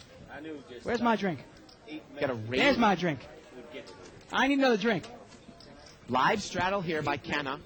And Steve is going to raise it up here out of the small blind. Steve to 210 with ace-queen. And he's played it tight all night. He's going to pick a spot here, try to pick up some dead money. Bartender, give me a drink. Now, that's funny. Now, Frank does not call in position with 6-8 suited. He's pretty deep, but Bert calls with ace-9. Wow. And here we go to the flop. Deuce 3-3. Deuce 3. And now Steve's going to lead heads up here, Dave. Remember, he checked the ace king about when it got called him about 4 or 5 different spots. Now he leads. Yeah. And he's going to take it down. on the river? Not me. I never do. Huh? I never have That was very lucky. Key card. The key card. Never leave home without one. Never leave home without one. You knew the flush was the only thing you could I know you know that. Give him the other bright news. There's more good news Come on, for you him. gotta play him, man. The bright news is that But moves over here to Steve in seat 9. Yep, seat 9. Okay, we get about a half an hour left in the show. We're doing 10-20 no limit hold'em tonight. Unrestricted buy-in, $1,000 minimum buy-in. Reddish brown chips are $10 chips. White chips are $100 chips. Kenna's got a light blue chip over there. It's a $5,000 chip. now that's strong. He just lost 2,000, and now the waitress here gonna get him for another 10. Bert's gonna limp in here with 7-8 of diamonds on the cutoff. 2,000. And Steve's in there with Jack 6 of clubs. $1,410. Go ahead. And it's going to get checked. Limped around, 4-way action here. Kenna in there with 10-4 offsuit. Here we go to the flop. Deuce, deuce, 5. Doesn't really hit anybody. No one's really in there with a good hand. Gets checked around here. Turn card's a queen. It's a spade, and now Raid picks up king high flush draw. Let's see if he leads out from seat 4. Yeah, king high is the best hand right now as well. Looks like he's somewhat occupied, Dave. Never gonna Seat believe the 4. mistake I made in this. But he looks like he's going to bet. No, he did not. Gets checked around again. And the river here is a 7 of spades, and he makes running flush cards. Raid's made the backdoor spade flush, and Kennedy's going to come out and bet. He's going to bet 50 here. And is there any value in raising here? Well, Raid's going to raise it up to 400. I mean, if you put Ken on a stone cold bluff, somewhat, maybe a smaller flush or a deuce or something. Yeah, you probably won't get Yeah. called, but hey. I mean, if you're real deep and you get re-raised here, Yeah. and the guy's got 7s full, then you're really up the river without a I mean, paddle. again, am I playing it like a little bit of? It reminds me of what I was saying to you earlier. Am I playing it like a pussy, Dave? Like, let's say I have a real good run in 5-10 and I get 5,000, and I don't want to play that deep, so I get up, take about a half an hour break, come back in with about 1,500. Is there anything wrong with that? No, Yeah. the only thing. No, there's nothing wrong with that at all. I mean, the most important thing, obviously, is to be honest with yourself. About how much money you would actually willing to lose on one hand. Yeah, well, right? it's more like, what am I comfortable with? Right. Because if you are uncomfortable with the stakes you're playing, or you are uncomfortable with the money that you have in front of you in a no-limit game, well, then it will affect your play. And you won't play as well. Absolutely. So, I mean, I think not raising there with a king high flush is. I think you have to raise the king high flush. Yeah. But if you get the only reason why I re-raised, threw that out there because it was a paired board and such. yeah, if you get re-raised, you could be in trouble, obviously. Obviously. Looks like a little raise here by Steve Flicker with king 10 offsuit. Chuck's going to call 4-5. Raid's in there with queen 10, and Ken is in there with 7-8. Always have it in my big blind. It's about a 4-way action here. And let's see if Steve follows through. Ace 7 deuce here, all hearts. Ken has got a pair, but if Steve follows through with a nice a nice pot-sized bet, you'd imagine he'd take it down. But Well, Ken is going to come out and lead first. He's going to bet 70 into about a $300 pot. well, we always say how it's a 3 flush with an ace. Yep. Real tough for anybody to call unless they have an ace with a And what high is that? heart. The fifth 3 flush with an ace that we've seen tonight flopped? Yeah. Amazing.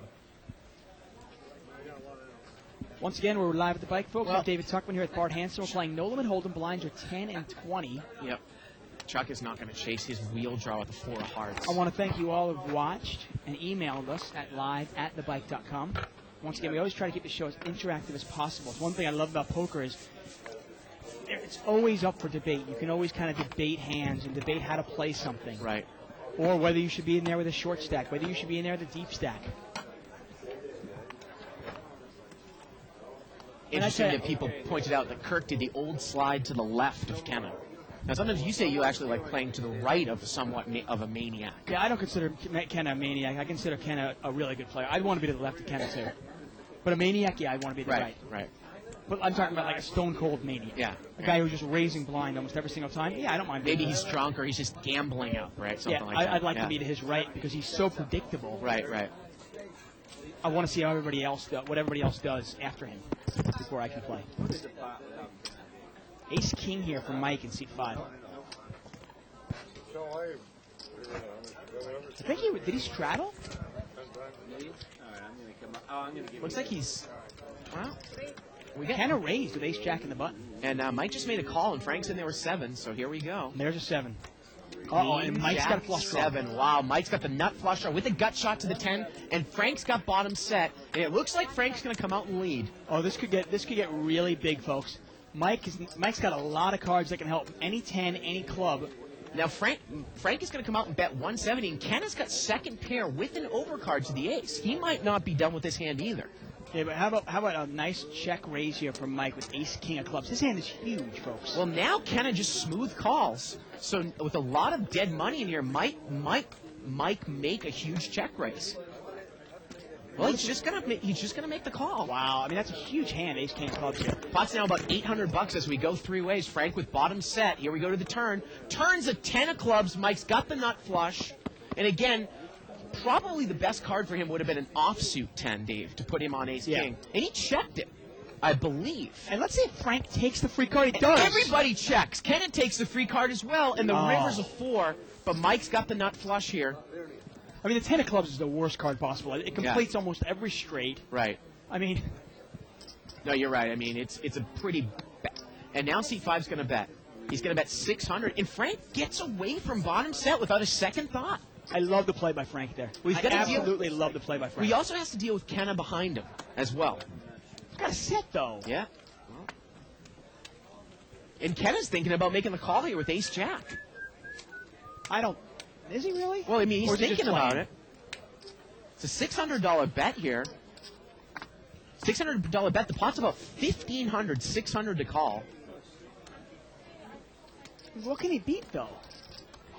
What did this guy call with on the flop? Well, how about the fact that maybe Kenna's thinking about raising the river here, thinking that he can't beat something. What did he call on the flop? What did he have, Right. king 10 on the flop? Right. And now he let out with it. I mean, okay. King 10 and he hit a pair of 10s, and he's betting it? I mean, I'm trying to think of a hand. Obviously, you know, it's kind of a rhetorical question because usually people are not going to bet the river with that hand, the mediocre hand. Unless they think they need to. I'm Right. just trying to figure out. He's bet so small, too. I mean, 600 into a 1,400 total. He's bet 600 into about an $800 pot, making the pot 1,400, 600 to call. And Kenna's going to make the call. And, you know, like you said, you wonder, you know, if you reel that hand back, play it backwards, there really isn't anything that you can beat there except pretty much a pure bluff, right? Well, king 10. You can beat king 10. Yeah, but who's going to really come out and bet king 10 from up front to two guys? Well, if you know your opponent has a queen or a jack, you might bet it, but you probably need to bet more than 600. Right. And that pot is going to be over $2,000 there for Mike. Mr. Packers in seat 5. And he continues. He is now our big winner of the night. Yep. I want to go back now. I think the best play of that entire hand, by the way, was by Frank on the turn. He came out and bet his set, which I love. Gets called in 2 spots. Yeah. Then the worst card in the whole entire deck comes off, the 10 of clubs, right?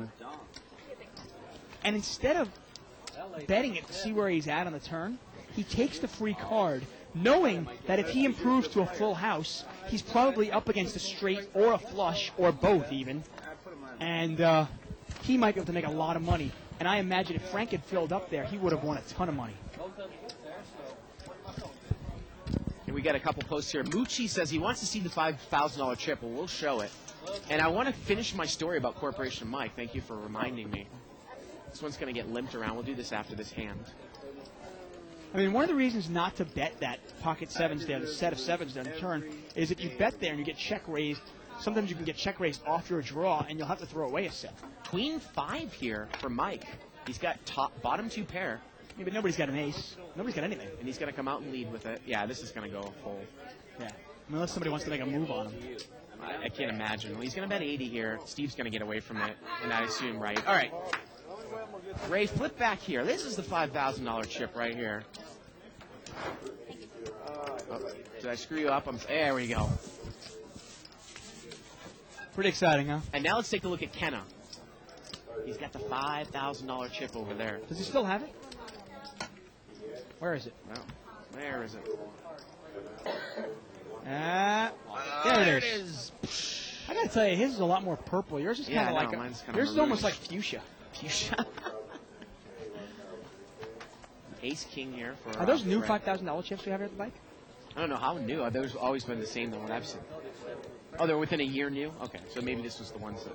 This The actually older looks ones. more like our $50 chip, Dave. The pink ones. Yeah. That we used to use in the 5100 no limit game. Kind of a flamboyant chip. Pocket queens here for seat 4, but Ken is going to open here. We can't see what he has in seat number 2. He's going to make it 110. Let's see how Reed plays. Ken, it looks like he's got 10. He's got pocket 10s, 10 of spades, 10 of hearts. Ace King for seat 6. Raid's going to re-raise. And Freddie threw away Ace King like it was nothing. He's going to make it 500 more. $90 okay. raise by Ken, 500 more by Raid. 500? Mm-hmm. Wow. That's a heck of a raise, huh? Well, these guys are both kind of deep here. Hey, but 90 to 500? I'm just saying, and I don't know if Ken is going to make the call. They're kind of deep. I don't know if Ken could make 5,000 off the hand here or so. And he makes the call. He's got that big chip there. Wow. And if it gets ragged here, is Ken going to get involved? Over $1,000 pot to the flop. King, Well, Jack, better 5. than that. Can Kenny get him off the queens now? He's going to bet here 1,000, Dave. And again, Raid is facing one overcard here. Raid is really tight. He's really tight. A little bit passive post-flop. I don't know if he's going to call this. Ken has made about a pot-sized bet here, a little under the size of the pot. He bets 1,000 here. It's a pretty ugly flop for queens. I mean, he does not have the queen of clubs in his hand either. He doesn't even have a redraw. And even though Ken, like you said, he's not necessarily just trying to play this hand as a set. He's using these overcards as a scare card. He's going to outplay the guy. Yeah. Well, he's putting, I think he's specifically hoping the guy has queens. Because you got to think about it. Obviously, if the guy has aces, right, he's in bad shape. If he has kings or jacks, he's in really bad shape. He is hoping Raid has queens here. Raid looks like he's got maybe 2,000, 1, 2, 3, 4, 5, 6, 7, 8, 9, 10, 11, 12. Maybe somewhere around 3,500 in front of him. Really puts him in a tough spot because Yeah. if you call this, what do you do on the turn? The odds of you improving your hand are very slim. Right. With queens. This one's going to be fun, folks. And I'm going to just say something. You always talk about, you got to put people on a range of hands. Right. No. Kenna is specifically putting him on queens here. Well, otherwise, he would not bet this At flop this like point, this. I think he thinks he has queens. Because I think aces, there would have been a lot more movement here already, faster than this. So, if he thinks he knows Raid has queens, you wonder how he's going to play it on future streets. I got to tell you, when a pot is raised that much pre-flop, and he calls. All right, well, he calls, so let's see how Ken is going to play this. The pot now is 3,000. As we go to the turn's a blank. It's a deuce of diamonds. It's a $3,000 pot here. At this point, the pot might be too big to get Raid off it. I mean, Kenna just might want to just stop. Well, Raid's got about 2,500 left, And Dave. the pot is how big? It's 3,000. So if Kenna moved the guy all in, would he make a call with queens here? Well, my only thought is, if Raid called the first one, he checks Kenna's going to check.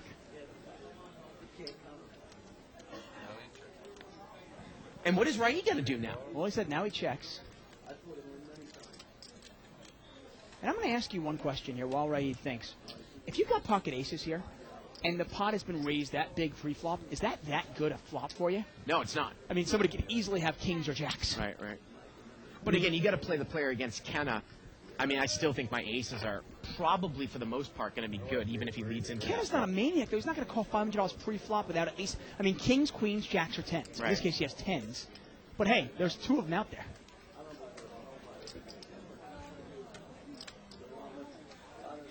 Well, the funny thing here is, though, if Raid puts more money in the pot, I think it takes the check raise all in away from Kenna, because I just don't think there's any fold equity.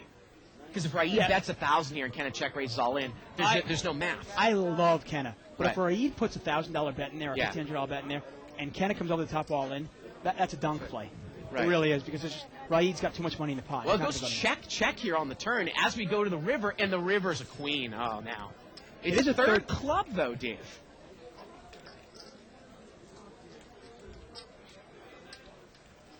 Kenna just... Yeah. He's got to know he's way behind. And wow, Raid checked right behind him there with 3 queens. 3 queens. He said, I knew you had 3 queens. That's going to be about a $3,000 I got to pot. tell you, I think Kenna's call pre-flop was a little questionable. I like the play on the flop, and I like the check on the turn in the river. I just don't think I think he knew he couldn't get Raid off the hands. Well, I think that the only thing you can do there is either shut down, or on the turn, you move in.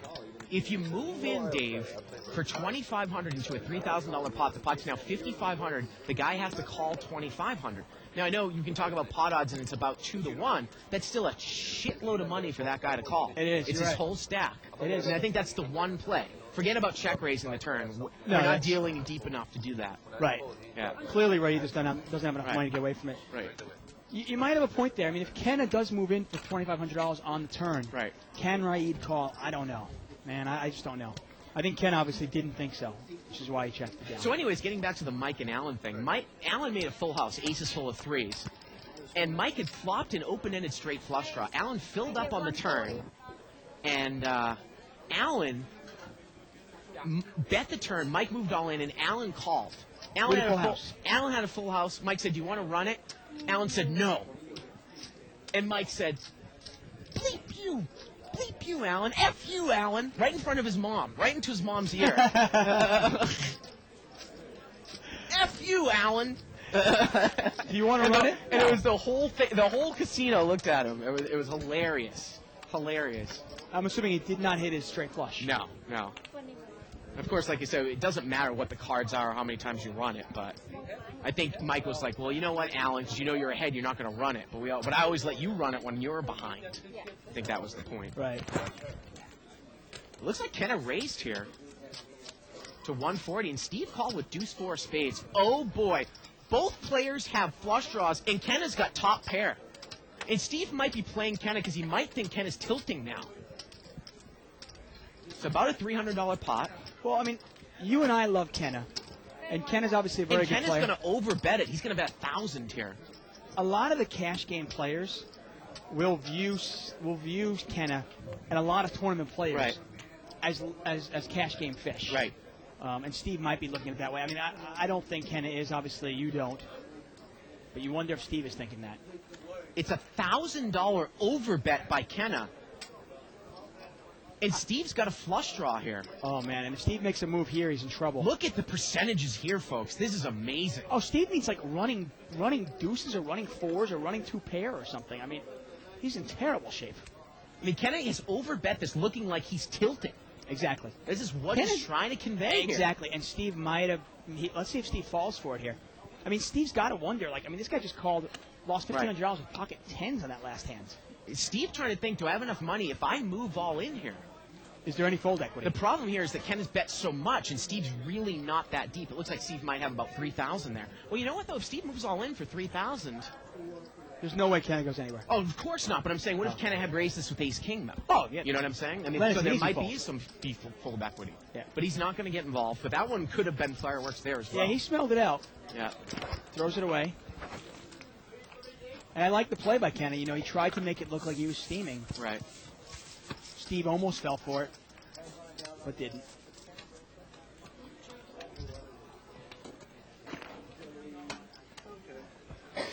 And do we have a higher chip than the $5,000 chip? I don't think so, right? Pretty much that's it.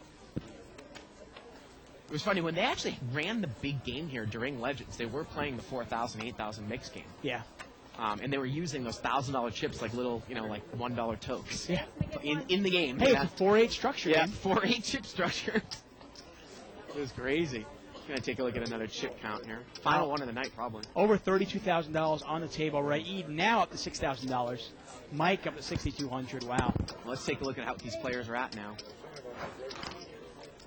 Well, we have Raid at 5,000 again. Yeah, I think he's closer up to about 3,000, but that's pretty good. Mike, wow, big winner there, 3,700. I'd probably say Mike is the big winner tonight. Yeah. Kirk up over 2,800. And look at Steve, really quietly made $600 tonight. Yeah. 260.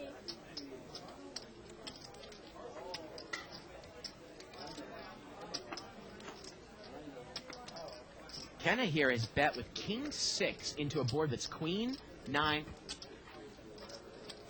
Queen 9 deuce here, a couple spades.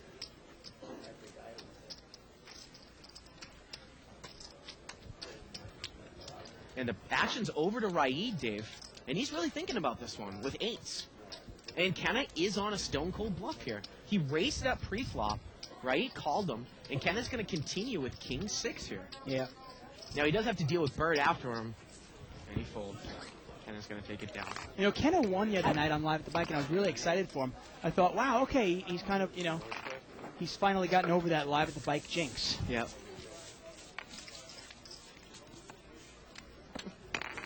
Once again, Fuck you, Alan.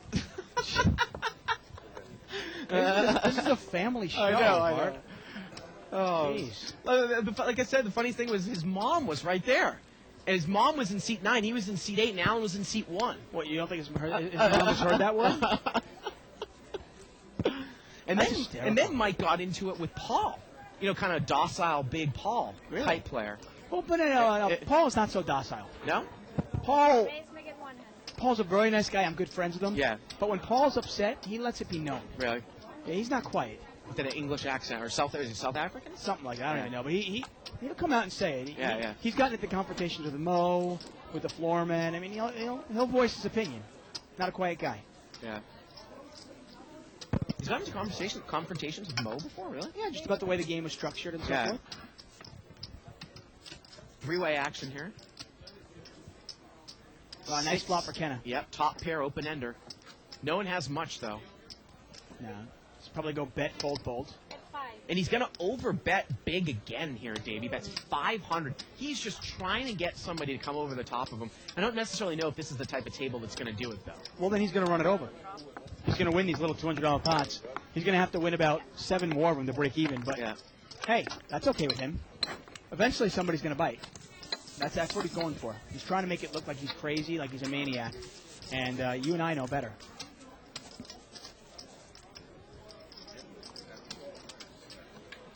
I mean, it's not like a big deal when Paul and it's not a big deal when anybody really gets into a confrontation. You got to realize that there's a lot of money at stake here. People are playing for a lot of money, and when there's this much money at stake, tempers flare once in a while. Right. It's in here. It happens. Button moves over here to seat 8. I think we got time for a couple more hands here.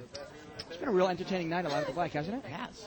I was a little bit concerned about the lineup in the beginning, but we kind of had the right types of things happen. Ace Queen for seat 4. That's Raid. It's a straddled pot. See how he plays it in second position. And Kenna's got Ace Jack. And he's straddled here. So you'd imagine that Raid is going to play, and I don't think Kenna's going anywhere with Ace Jack. The question is if an ace flops, is Kenna going to get screwed here and he's going to get involved? Raid raises it right away. Right. I was wondering if Raid was going to do the limp re-raise with Kenna in the straddle. Oh, well, I don't think Raid is that privy to how Kenna plays. Well, no, you've seen it the last 10 minutes. Well, and Kenna makes the call here, and again, if an ace comes here, we could see some big-time fireworks. Ace Jack against Ace Queen, here we go. Oh. And Kenna outflops him. Yeah. He checks it from up front, and Raid's going to bet. And I guarantee you Kenna's going to put a massive overbet here. Watch. It's got to happen. Well, the problem for Kenna is, what if the guy has an overpair? No, you're right. No, he's going to raise, though. He's going to check raise. He's going to put him to the test. See how much more it is here. And the funny thing is that we're watching more. Kenna, and it looks like he's trying to run the table over, but he's actually getting big hands. Yep. That's 6-8 of spades. And the hilarious thing here is that Kenna's trying to use his image. Same thing would happen sometimes with Corporation Mike. You might see a guy who's tight make this call with Ace Queen. Yeah. Just because they think that Kenna's full of it here. You might even think that I don't know if Raid's going to do this or not, but Raid thinks that Kenna's full of crap here. He might even re-raise him. Kenna's made it 400 more to go. The pot's about 1,000, 400 to call. I mean, the interesting thing is sometimes Kenna gambles like that, calls $500 pre-flop, throws $1,000 in there because he feels like, $1,500, I can make that back pretty easy. And look at Raid. He's thinking about making a move here. He really is. Well, but the issue now, though, is if Raid comes back over the top, what can you do with Ace Jack? And there you go. Boom, he come over the top. And Kenna just moves all in. He doesn't buy it. He's going to go all in with Ace Jack. And the funny thing for Raid here is that he has nothing. I love Kenna. He has nothing. I love Kenna. He's induced it, and now he's played right in to what Kenna was trying to do. How much was the re-raise by Raid? What were you talking about before? Medcam? Metagame. Metagame. Yeah. Tell me Kenna calling $500 pre-flop with pocket tens wasn't negative EV, and now look at it. Raid made a mini re-raise back to 800, and he's going to get away from it, and Kenna takes it down. Kenna is not going to show. Wow. And the table continues to think that Kenna's running him over. Yep. And you know what? Kenna lost $1,500 with the pocket tens, and he's easily gotten that back already. That's amazing, Dave. This is going to be, I believe, the last hand of the night, folks. Wow. Check us out tomorrow, probably for the same game, Dave. Yeah. 10-20, no limit. And that's sometimes why, sometimes why you take a little negative EV here and there, short-term negative EV, to enhance your gambling image. I mean, Raid wouldn't have made that move against anybody else. Yep. Again, you can check out Ken and James' website at kenandjames.com. Also, watch him on the Legends of Poker on the World Poker Tour next Wednesday at 9 Eastern Time on the Travel Channel. Should be an exciting night. Next week, you can actually watch our show. Right. Kenna might even be on the show. Right. And you can watch Kenna on the Travel Channel. We got a raise here out of the big blind by Kenna to 120. Look at everybody wants to play with Kenna here. He's got pocket fours. Well, you know what? The whole table thinks he's on tilt. Yeah. And he's not at all. He's just got them all going crazy. I love doing this to a table. So much fun.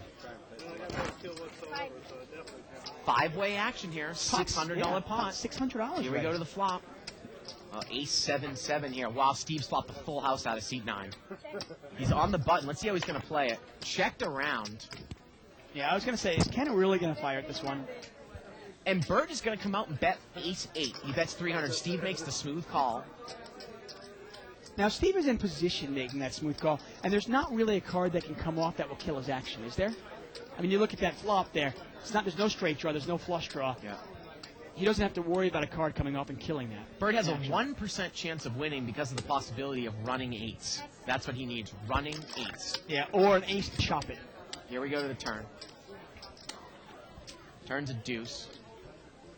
And you see that Steve's got 98% chance of winning the pot, only 2%. The case ace has to come out. Check here by Bert, and Steve is going to bet, and he bets it. I love this bet as opposed to the check on the turn. He's going to bet a little bit here, Dave. He bets 500, which is about 1/3 the size of the pot, trying to get to build the pot. Maybe Bert's in there with ace king or ace queen and still calls here on the turn. Exactly. He can make it 500 here, and then on the river he can throw an 800. Right. Trying to really build the pot up here. While if he checks this one, he can probably only put in 500. And look at Bert. He's trying to figure out why did he bet so little here on the turn.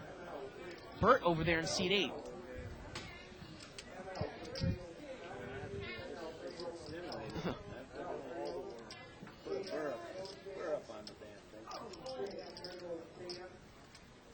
He's still thinking about it here. Talk about those ragged aces. And look at this. He's induced him to move all in with the weak bet on the turn. And Bert is drawing to a 1-out chop to the ace. And the river's a 5, and Bert goes bust once again, and that's going to end the night for us. Wow. You know, I got to tell you, I have been on Steve Flicker's jock all night long. Yeah. And I was kind of wondering if this guy was ever going to win a pot. Yeah. And at least he made me look good here in the last night. He basically played one pot the entire night, and he's up $1,500. Well, that's going to do it for us at Live at the Bike. Please join us tomorrow for the same game, 10-20 no limit Hold'em. Same time, same Batman place. I'm Bart Hansen for the Jock Star, Dave Tuckman. Good night, everybody, from Live at the Bike. It's here. It's big. And it's closer than you think. It's not a tournament. It's what you don't see on TV. The cash is real. The stakes are high. They bet big. They win big. They lose big. High stakes live action poker. Live at the Bike. Watch it live on the web or play it if you dare at the Bicycle Casino right here in Los Angeles.